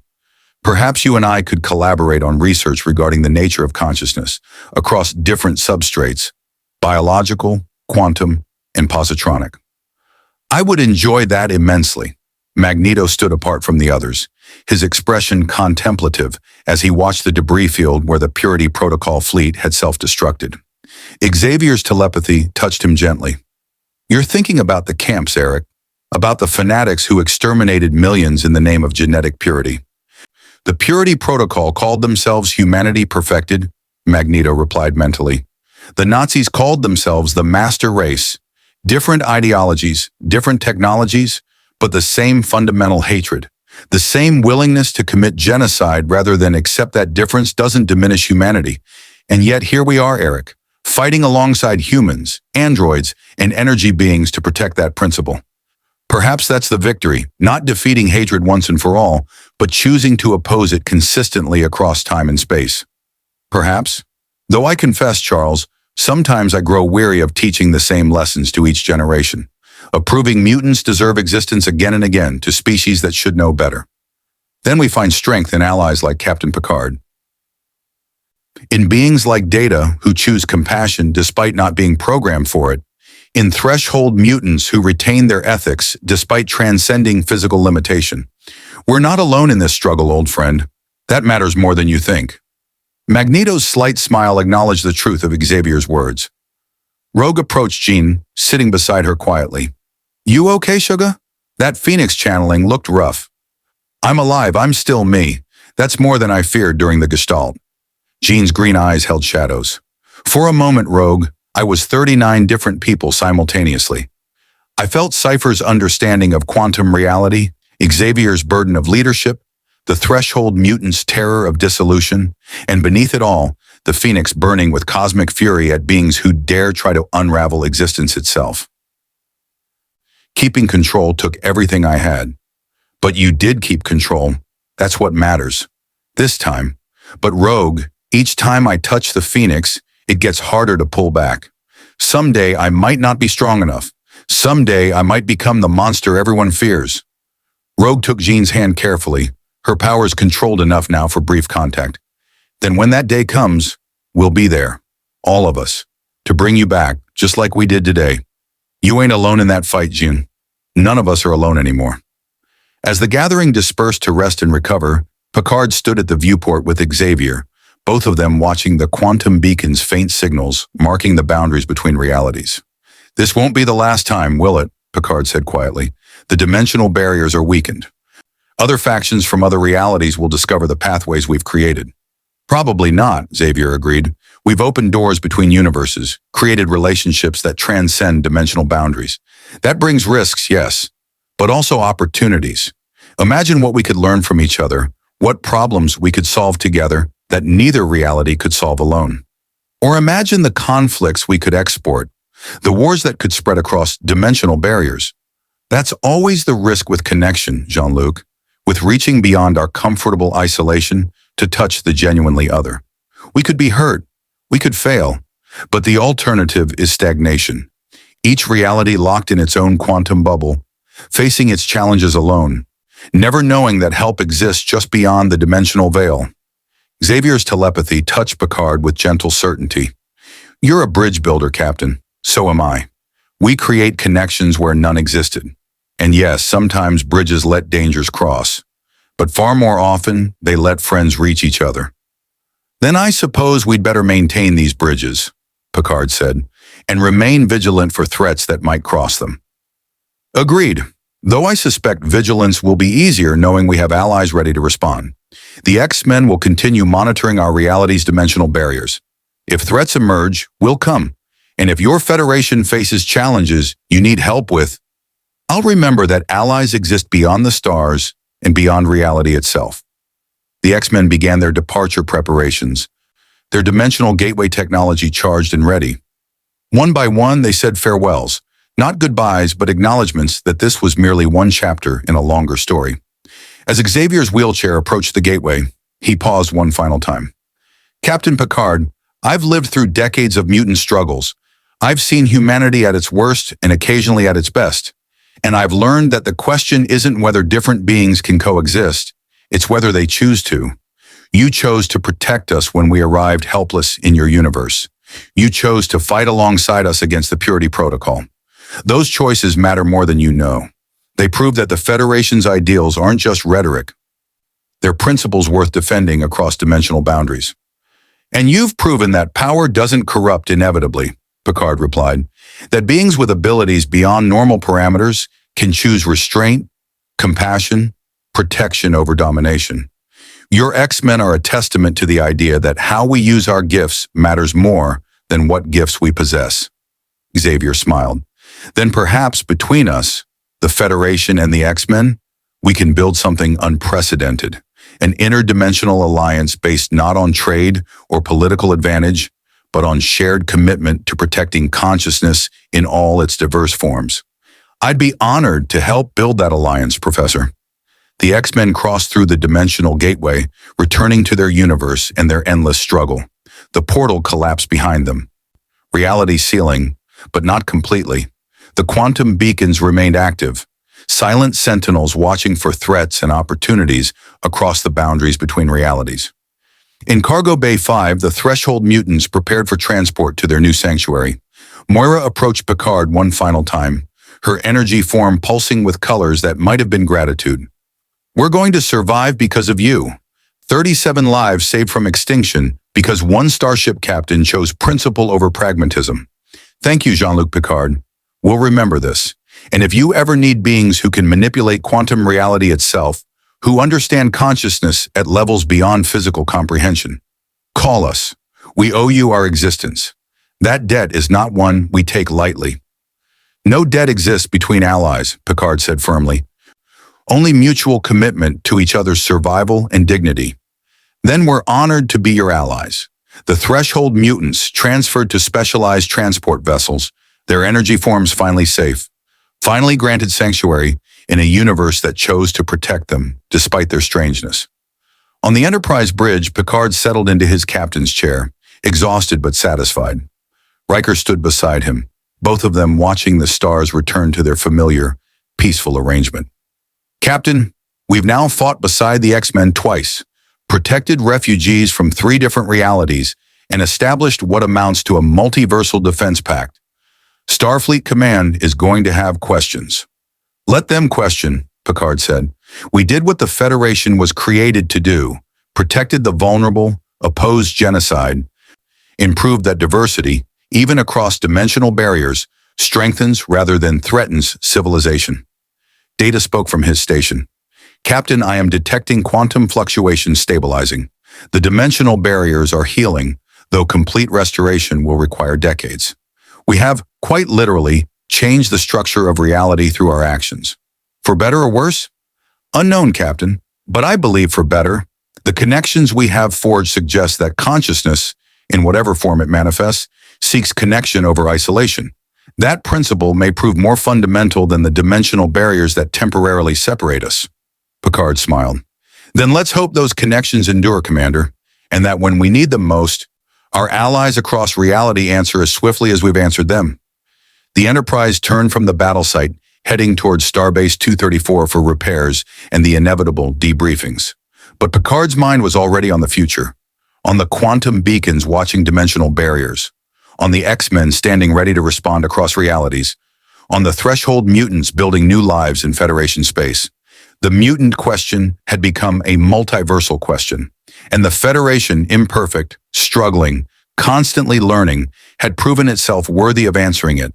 Not with final solutions or absolute certainties, but with principles applied consistently, that all consciousness deserves protection, that difference enriches rather than threatens, and that the greatest strength lies not in isolation, but in the bridges we build across impossible distances. The final frontier had expanded beyond the stars themselves. Now it included the spaces between realities, and the Enterprise sailed on, guardian of principles that transcended dimensions. 2 years passed. The Enterprise continued its mission of exploration, encountering new civilizations, mediating diplomatic crises, and charting phenomena that expanded Federation understanding of the universe. But something fundamental had changed in how Picard and his crew viewed their role. They were no longer simply explorers of physical space. They were guardians of something larger, protectors of principles that extended beyond their reality into dimensions most Starfleet officers couldn't even conceive. The quantum beacons remained active, their signals monitored by a small team of specialists aboard the Enterprise and at Starfleet Intelligence. In 24 months, they'd detected 47 minor dimensional fluctuations, mostly harmless quantum noise, background radiation from the multiverse itself. But 3 times the beacons had registered genuine threats. Once, a rogue Klingon house from an alternate timeline attempted to invade Federation space, seeking to conquer a reality where their empire had never fallen. The Enterprise responded, and the X-Men arrived within hours. The interdimensional invasion was repelled before it could establish a foothold. The second incident involved a dimension-hopping traitor trying to sell advanced weapons technology across multiple realities, technology that would have destabilized the balance of power in a dozen universes.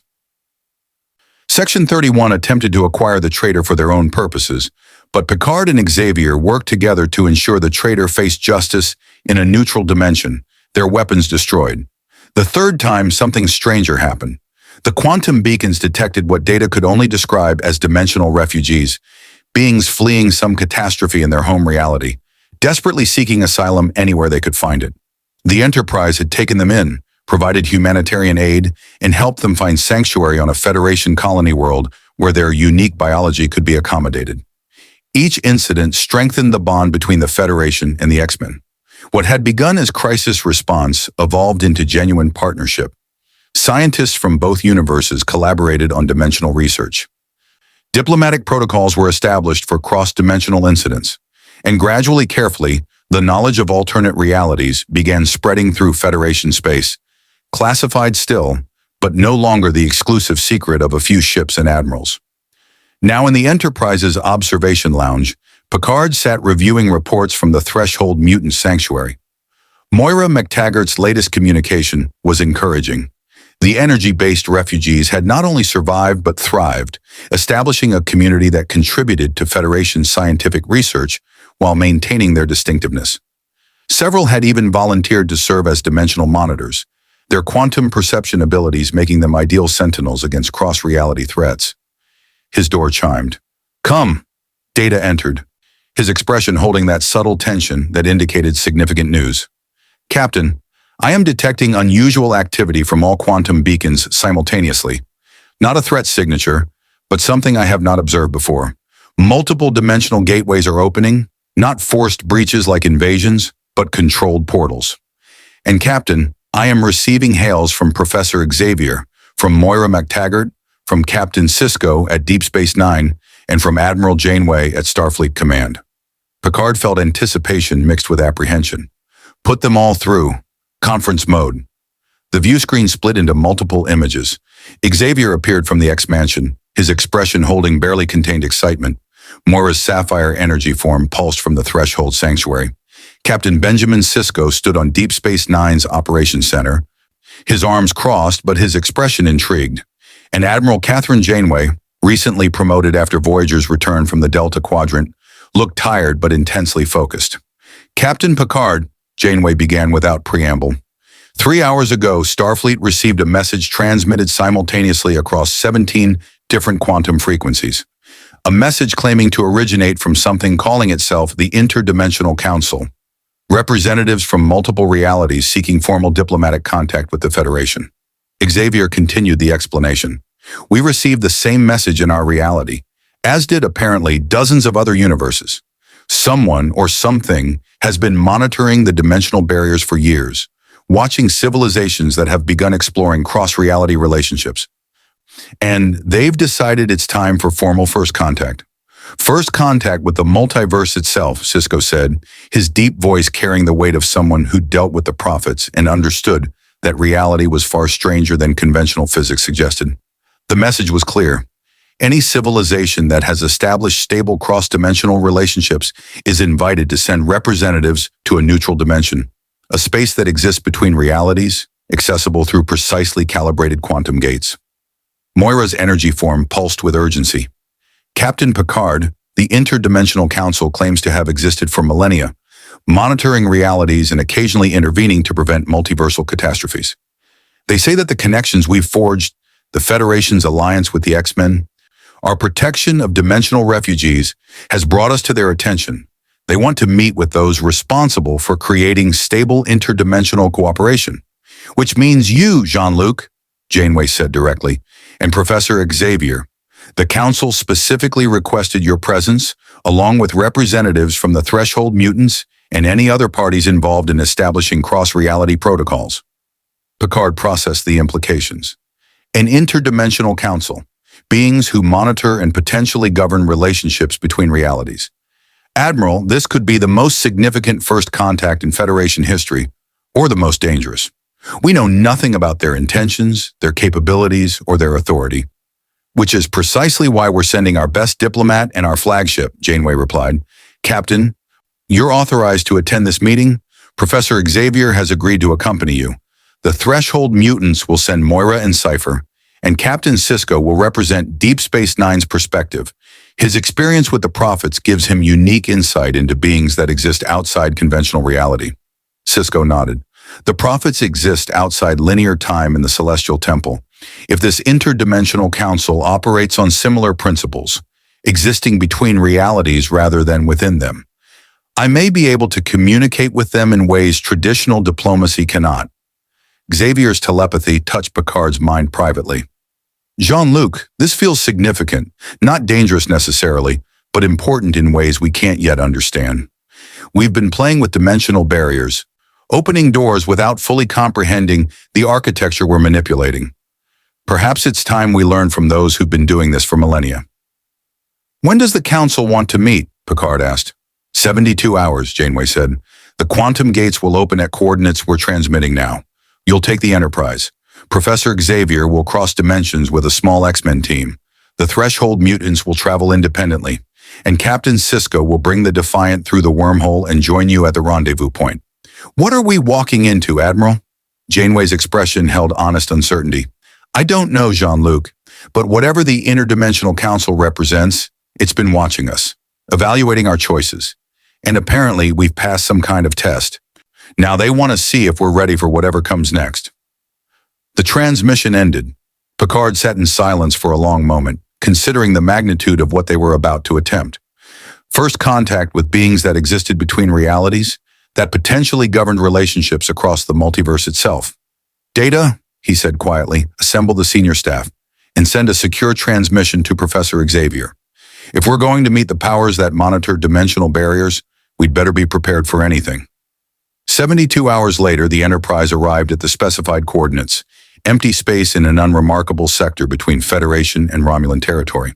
But the sensors detected what the naked eye could not, a quantum anomaly of unprecedented complexity, a space where dimensional barriers had been deliberately thinned to near transparency. The X-Men's dimensional gateway opened nearby, their Blackbird emerging with Xavier, Cyclops, Jean Grey, Storm, Beast, and Wolverine aboard. The threshold mutants manifested as spheres of coherent energy, Moira and Cypher's forms more stable now, after 2 years in Federation space, and through a precisely calculated wormhole trajectory, the USS Defiant arrived, Captain Sisko's powerful warship ready to defend the delegation if necessary. Quite the gathering, Riker observed from the Enterprise bridge. Federation, mutants, energy beings, and a Starfleet captain with direct experience of non-corporeal entities. We're either making history or walking into the galaxy's most elaborate trap. If the Council wanted to harm us, they could have done so through the quantum beacons at any time, Data pointed out. The fact they are initiating diplomatic contact suggests benign, or at least non-hostile intentions. Worf was less optimistic. Or they recognize we've become powerful enough that confrontation would be costly. Better to negotiate than fight beings who can call allies from across multiple realities. Space rippled. The quantum anomaly expanded, stabilized, and transformed into something visible. A gateway far larger and more complex than anything the X-Men or Federation had created. Through it, they could see not another universe, but something else entirely. A space that seemed to exist between realities, lit by light that had no source, filled with architecture that followed no physical laws. A voice spoke, not through communication systems, but directly into every mind present. Telepathy so refined it felt like natural thought. Welcome, pioneers of interdimensional cooperation. We are the Interdimensional Council. We have watched your species, Federation and mutant, organic and energy-based, forge bonds across dimensional barriers. You have faced threats, protected refugees, and chosen cooperation over isolation. We invite you to join us in the space between realities, where we may speak of things that concern all conscious beings across the multiverse. Xavier's mental voice touched the minds aboard all 3 vessels. I sense no deception, no hostility. Whoever these beings are, they're genuinely interested in dialogue. But I also sense age, wisdom accumulated over spans of time that make our civilizations look like infants. Captain Sisko, Picard transmitted to the Defiant, your assessment? Sisko's reply was thoughtful. The prophets taught me that linear existence is only one way of experiencing reality. These council beings feel similar, existing outside conventional spacetime, perceiving reality from perspectives we can barely imagine. I recommend we accept their invitation. With appropriate caution, of course. Picard made his decision. All vessels proceed through the gateway. Standard diplomatic protocols. Weapons on standby but not charged. Let's discover what the Interdimensional Council wants with us. The Enterprise, the Blackbird, Threshold mutants, and the Defiant crossed through the quantum gateway into the space between realities. What they found defied description. A chamber, though calling it a chamber felt inadequate, that seemed to extend infinitely in all directions, yet feel intimately enclosed. The walls, if they were walls, showed glimpses of countless realities, universes where physics operated differently, where conscious beings had evolved into forms unimaginable, where history had taken radically different paths. And in the center of this impossible space sat the Council. They were beings of pure thought given form. 7 entities, each representing something fundamental. One appeared as living mathematics, equations cascading across its form. Another was living music, harmonies that shaped reality through sound. A third was pure emotion, feelings given substance and consciousness. The fourth was time itself, all moments existing simultaneously in its presence. The fifth was choice, every decision branching into infinite possibilities. The sixth was connection, the bonds between all conscious beings made visible. And the seventh was silence, the spaces between thoughts where true understanding dwells. When they spoke, it was as one voice and seven simultaneously, harmonizing into communication that transcended language. We are the Council. We have existed since consciousness first emerged in the multiverse and will exist until the last thought fades into entropy. We do not govern realities. Each universe makes its own choices. But we observe. We intervene when necessary to prevent multiversal catastrophe. And we guide when civilizations demonstrate readiness. Picard stepped forward, feeling simultaneously like an ambassador and a child in the presence of cosmic parents. I am Captain Jean-Luc Picard of the United Federation of Planets. What is it you want from us? What you have already begun to create, a network of cooperation across realities, bonds between universes that strengthen rather than weaken dimensional barriers. You have discovered through trial and painful error that connection between realities is inevitable. The question is whether such connections are chaotic and destructive or ordered and beneficial. Xavier's wheelchair moved forward, his telepathy reaching toward the Council with respectful curiosity. You're saying that interdimensional contact is unavoidable? That eventually all realities will touch? Inevitable, the Council agreed. The multiverse is not truly separate. It is one vast tapestry, and the threads touch, influence, sometimes tangle. Civilizations at certain developmental thresholds begin perceiving these connections. Some respond with fear, attempting to seal dimensional barriers completely. Others exploit the connections, invading alternate realities for resources or conquest. A precious few, like yourselves, choose cooperation. Moira's energy form pulsed with understanding. You're inviting us to join something, a formal network of realities that have learned to coexist peacefully across dimensional barriers. Precisely. We call it the multiversal concordat. Dozens of realities have joined over millennia. Universes that share information, respond to mutual threats, and commit to protecting dimensional refugees. You have already done all of this informally through your alliance. We offer formalization, recognition, and access to resources and knowledge that span countless realities. Sisko's voice was cautious. What's the cost? Nothing this significant comes without obligations. Honest assessment, the Council acknowledged. The cost is responsibility. Concordat members must monitor their dimensional barriers, must respond to multiversal threats that exceed single reality capacity, must accept that isolation is no longer possible, that your choices affect not just your universe but the stability of the dimensional fabric itself. And if we refuse, Picard asked, you continue as you are. No punishment, no consequence beyond missing the benefits of membership. But understand, the threats you have faced are minor compared to what exists in the deeper multiverse. The Purity Protocol, the Borg's potential multiversal adaptation, rogue time travelers. These are kindergarten problems. There are entities that consume universes, dimensional parasites that dissolve realities, chaos lords that spread madness across dimensional barriers. Alone, your Federation and the X-Men's reality would eventually face such threats and likely fall. Together, as part of the Concordat, you have a chance. Beast spoke up, his analytical mind processing the implications. You're describing a multiversal defense pact, mutual protection agreements across infinite realities. The diplomatic, logistical, and philosophical complications would be staggering. Yes, the Council agreed simply. It will require centuries to implement fully. Mistakes will be made. Misunderstandings will occur. Some realities will withdraw from the Concordat. Others will join. It is messy, imperfect, and absolutely necessary, because the alternative is each reality facing extinction alone, without knowing that help exists mere dimensional barriers away. Jean Grey's voice was soft, but carried across the impossible space. We've spent our lives fighting for coexistence in our single reality, fighting to prove mutants and humans can share one world.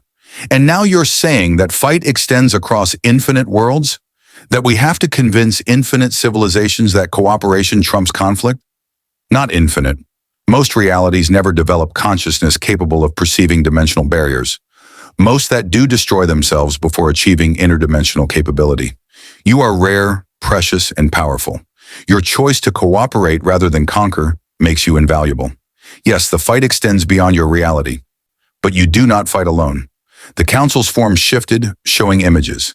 Realities where beings of light cooperated with silicon-based intelligences. Universes where organic and machine consciousness had merged peacefully. Dimensions where evolution had taken paths unimaginable to carbon-based life, yet conscious beings still found common ground. Hundreds of realities, all part of the concordat, all committed to the principle that consciousness, regardless of form or origin, deserved protection and respect. Wolverine's gruff voice broke the reverent silence. So you're saying we join your club, and we get back up when the really bad stuff comes knocking? What's to stop some reality in this concordat from invading us anyway? Just because they signed your treaty doesn't mean they're trustworthy. Correct, the Council acknowledged. Trust must be earned, not assumed. The concordat provides framework, not guarantee. Violations occur, conflicts arise, but the framework creates accountability, systems for addressing grievances, protocols for intervention, and most importantly, proof that cooperation is possible even when difficult. Cypher's unstable energy form pulsed as he processed the quantum structure of the space they inhabited. I can read the dimensional mathematics of this place.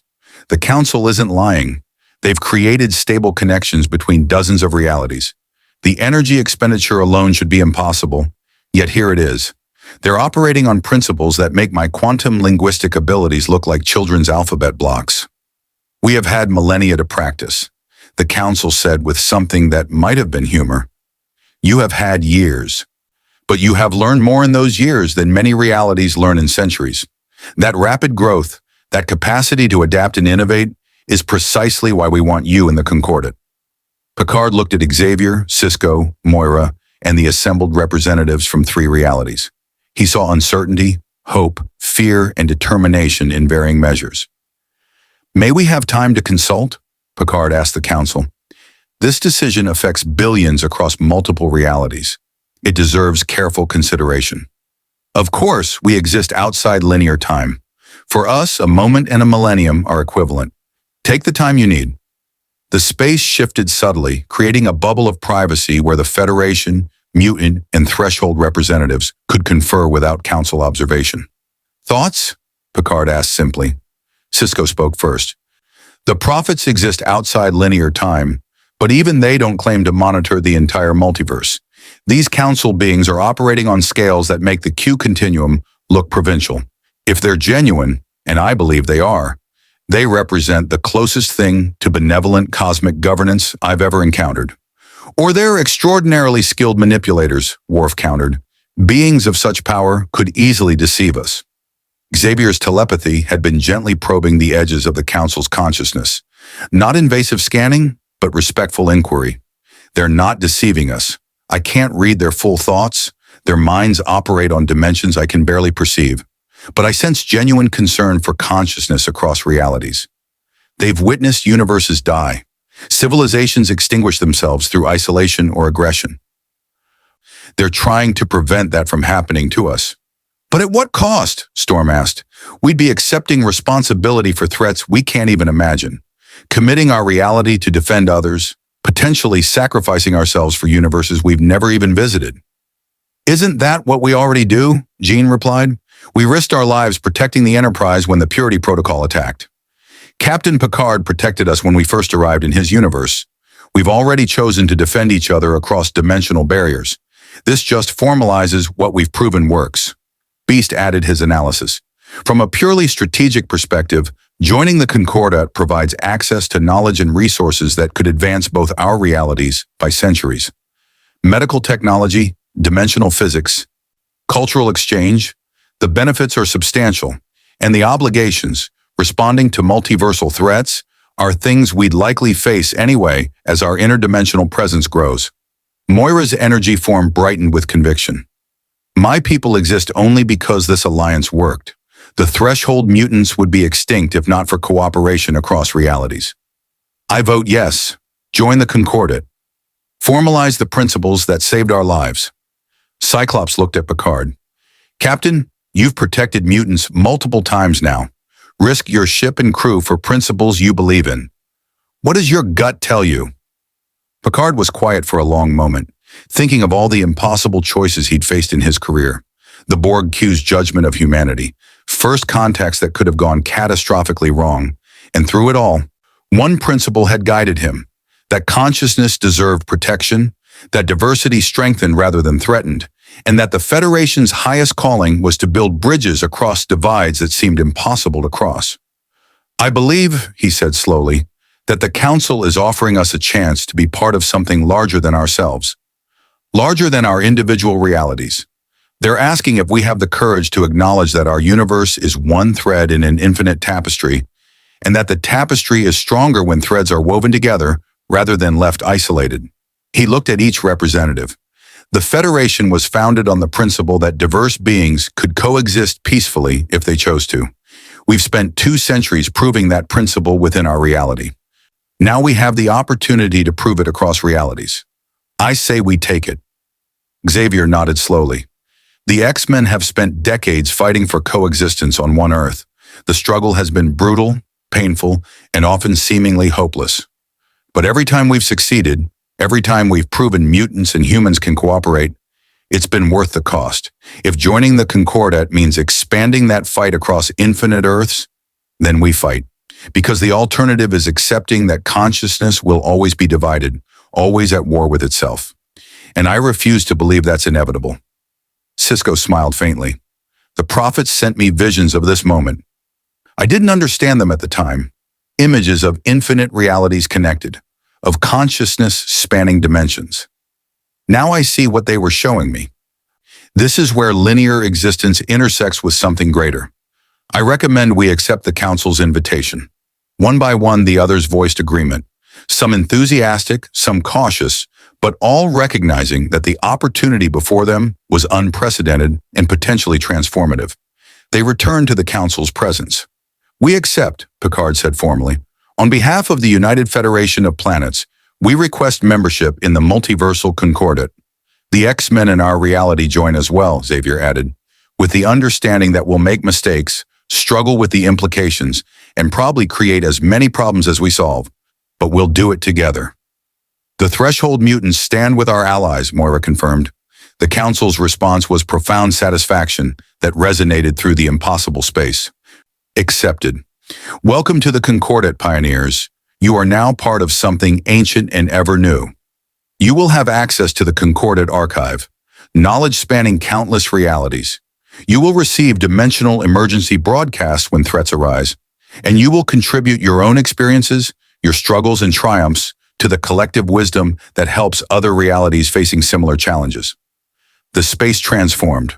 Around them, hundreds of dimensional gateways opened, each one showing a different reality, a different universe that was part of the concordat. They saw civilizations of pure mathematics, beings that existed as living poetry, realities where consciousness had evolved from quantum foam itself. And in every case, they saw the same underlying principle, diverse forms of sentience choosing cooperation over conflict, connection over isolation. You join a community of consciousness that spans the multiverse, the Council explained. Some of these realities you will work with closely, others you may never directly contact, but all are bound by the same commitment, to protect sentient life in all its manifestations, to respond to threats that exceed single reality capacity, and to prove that the multiverse can be more than random chaos, that it can be ordered, purposeful, and enriched by the connections between its component realities. Data, who had been analyzing the quantum structure of the concordat network, spoke up. Council, I detect that your dimensional connection protocols are far more advanced than anything we've developed. Could we study your methods? Improve our own gateway technology to reduce energy costs and increase stability? Of course. The concordat exists to share knowledge, not hoard it. We will provide access to our dimensional engineering archives. But understand, the technology is merely tools. The wisdom to use those tools wisely must be earned through experience. Beast was nearly vibrating with intellectual excitement. Council, you mentioned threats that exist in the deeper multiverse, entities that consume universes. Could you elaborate? In time, you have joined the concordat as novices. There is much to learn before you face the true dangers that lurk in the spaces between realities. For now, focus on strengthening your own interdimensional bonds. Perfect the cooperation between your Federation and the X-Men's reality. Integrate the threshold mutants fully into your network. Learn to work together seamlessly. The deeper threats will reveal themselves when you are ready to face them. Picard felt both reassured and concerned by that response. How will we know when we're ready? You will know, just as you knew when to protect the X-Men despite political pressure to surrender them. Just as you knew when to fight the Purity Protocol despite being outmatched. Readiness is not about possessing power, it's about possessing wisdom to use power appropriately. The Council began to withdraw, their forms becoming less substantial, the impossible space starting to fade.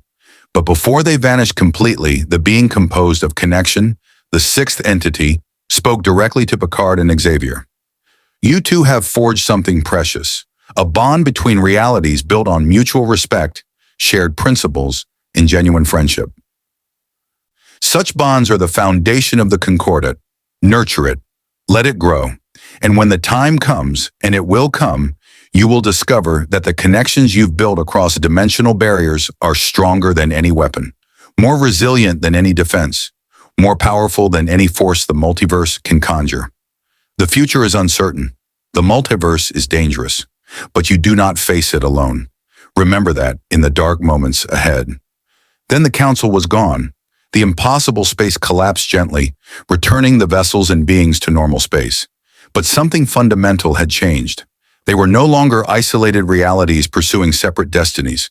They were part of something larger, the multiversal concordat, a network of consciousness spanning infinite dimensions. All committed to the principle that sentience deserved protection and diversity strengthened existence itself.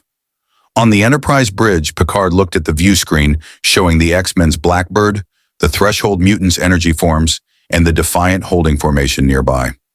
Captain's log, stardate 514701-3.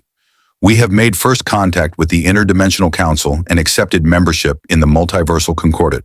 The implications are staggering. The Federation is now part of a network spanning countless realities, committed to mutual protection and cooperation across dimensional barriers. We have allies we've never met, in universes we've never visited, all bound by the same principles we claim to cherish. That consciousness in all its diverse forms deserves dignity, protection, and the opportunity to flourish. History will remember this day, Riker said quietly. The day humanity joined not just a federation of planets, but a concordat of universes. Let's hope history remembers we were ready for it, Picard replied. Xavier's telepathic voice touched Picard's mind one final time before the X-Men returned to their reality. Jean-Luc, we've built something remarkable together. A friendship that transcends dimensional barriers. An alliance that saved countless lives. And now a formal partnership that could change the nature of existence itself. I'm honored to have you as an ally, and proud to call you friend. The honor is mutual, Charles. Live long and prosper. And may you always find peaceful coexistence wherever you explore, Captain. The dimensional gateways opened. The X-Men returned to their universe. The Threshold Mutants departed for their sanctuary. The Defiant headed back through the wormhole to Deep Space Nine, and the Enterprise set course for Federation space, carrying knowledge that would reshape how Starfleet understood reality itself. But in quiet moments, alone in his ready room, with a cup of Earl Grey tea, Picard allowed himself to reflect on the journey that had brought them here. It had started with 7 refugees materializing unconscious on his ship. Mutants from another reality, their very existence challenging everything the Federation thought it understood about evolution, power, and coexistence. He could have surrendered them to Section 31, could have isolated them in quarantine until they could be returned home, could have treated them as threats rather than people. Instead, he'd chosen to protect them. To fight for them, to risk his ship and crew on the principle that sentient beings deserve dignity regardless of their power or origin. That choice had led to alliance with the X-Men, which had led to protecting the Threshold Mutants, which had led to fighting the Purity Protocol, which had led to formal first contact with the Interdimensional Council. which had led to joining the multiversal concordat. One choice made in crisis, rippling forward through time and across dimensional barriers, transforming not just one ship or one reality, but the fundamental relationship between universes themselves. "Computer," Picard said softly, "add a personal note to my log. Sometimes the most important choices we make are the ones that seem simple in the moment, choosing compassion over fear, protection over pragmatism, principle over convenience. The Federation claims to stand for these ideals. Today we discovered that when we actually live them, when we apply them consistently even when difficult, they resonate across reality itself. They become more than ideals. They become bridges connecting consciousness across infinite dimensions. And perhaps in the end, that's what the Federation's purpose has always been. Not to explore strange new worlds within our reality, but to demonstrate that conscious beings, no matter how different, no matter how powerful, no matter what universe they call home, can choose to build rather than destroy, connect rather than isolate, cooperate rather than conquer. Today we prove that's possible, not just theoretically, but practically, across dimensional barriers that should make it impossible. We proved it, and we've joined others who've proven it too. The multiversal concordat is young. We'll make mistakes. We'll face challenges that would break lesser alliances, but we'll face them together, and that makes all the difference." He sipped his tea, watching the stars streak past at warp speed, and smiled. The X-Men had awakened in the Star Trek universe 2 years ago, refugees seeking only to return home. They'd found something better than mere return. They'd found allies who would stand with them across reality itself. And in doing so, they'd changed the multiverse forever. The mutant question, that fundamental challenge of how societies respond to beings of extraordinary power, had existed in isolation for generations. In the X-Men's reality, it drove conflict, persecution, and endless cycles of fear and hope. In the Federation's universe, it manifested through encounters with Q, with the Borg, with beings whose abilities exceeded comfortable categorization. But when those two realities touched, when 7 mutants materialized aboard the Enterprise and Captain Picard chose protection over fear, something unprecedented occurred. The mutant question became a multiversal question, and in answering it together, Federation and X-Men, organic and energy-based, android and mutant, human and post-human, they discovered a truth that transcended dimensional barriers. Consciousness, in all its infinite variations, seeks connection. Not uniformity, not assimilation, not the erasure of difference, but genuine connection that respects diversity while recognizing shared principles. The Purity Protocol had believed purity required elimination of difference. The Borg believed perfection required forced assimilation. Both represented consciousness that had chosen isolation over integration, fear over understanding, control over cooperation. The Federation, the X-Men, and the Threshold mutants had chosen differently. They'd chosen to protect refugees despite risk, to fight hatred despite being outmatched, to build bridges across dimensional barriers despite having every excuse to remain isolated.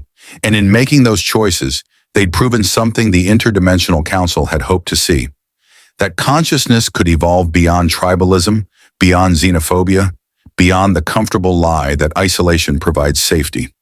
Now, as part of the multiversal concordat, they would face challenges that exceeded anything encountered before, threats that spanned realities, diplomatic crises that involve civilizations operating under completely different physical laws, philosophical questions about consciousness that had no easy answers, but they would face those challenges together. Not as isolated realities struggling alone, but as allies bound by shared commitment to protecting sentient life in all its manifestations. The final frontier had expanded beyond the stars, beyond time, beyond single realities. It now encompassed the infinite possibilities of the multiverse itself. And somewhere in the space between realities, the Interdimensional Council watched with satisfaction as 2 universes, different in so many ways yet alike in the principles they cherished, began the long work of weaving themselves into the great tapestry of conscious cooperation that was the concordat. The X-Men had awakened in Star Trek's universe as refugees.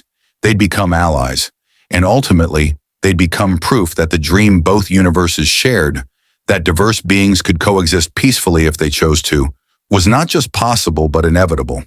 For consciousness, once awakened to the possibility of connection across impossible divides, could never again accept isolation as destiny.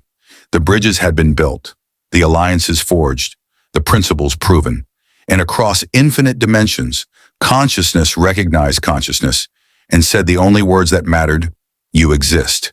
Therefore, you matter, and we will stand with you.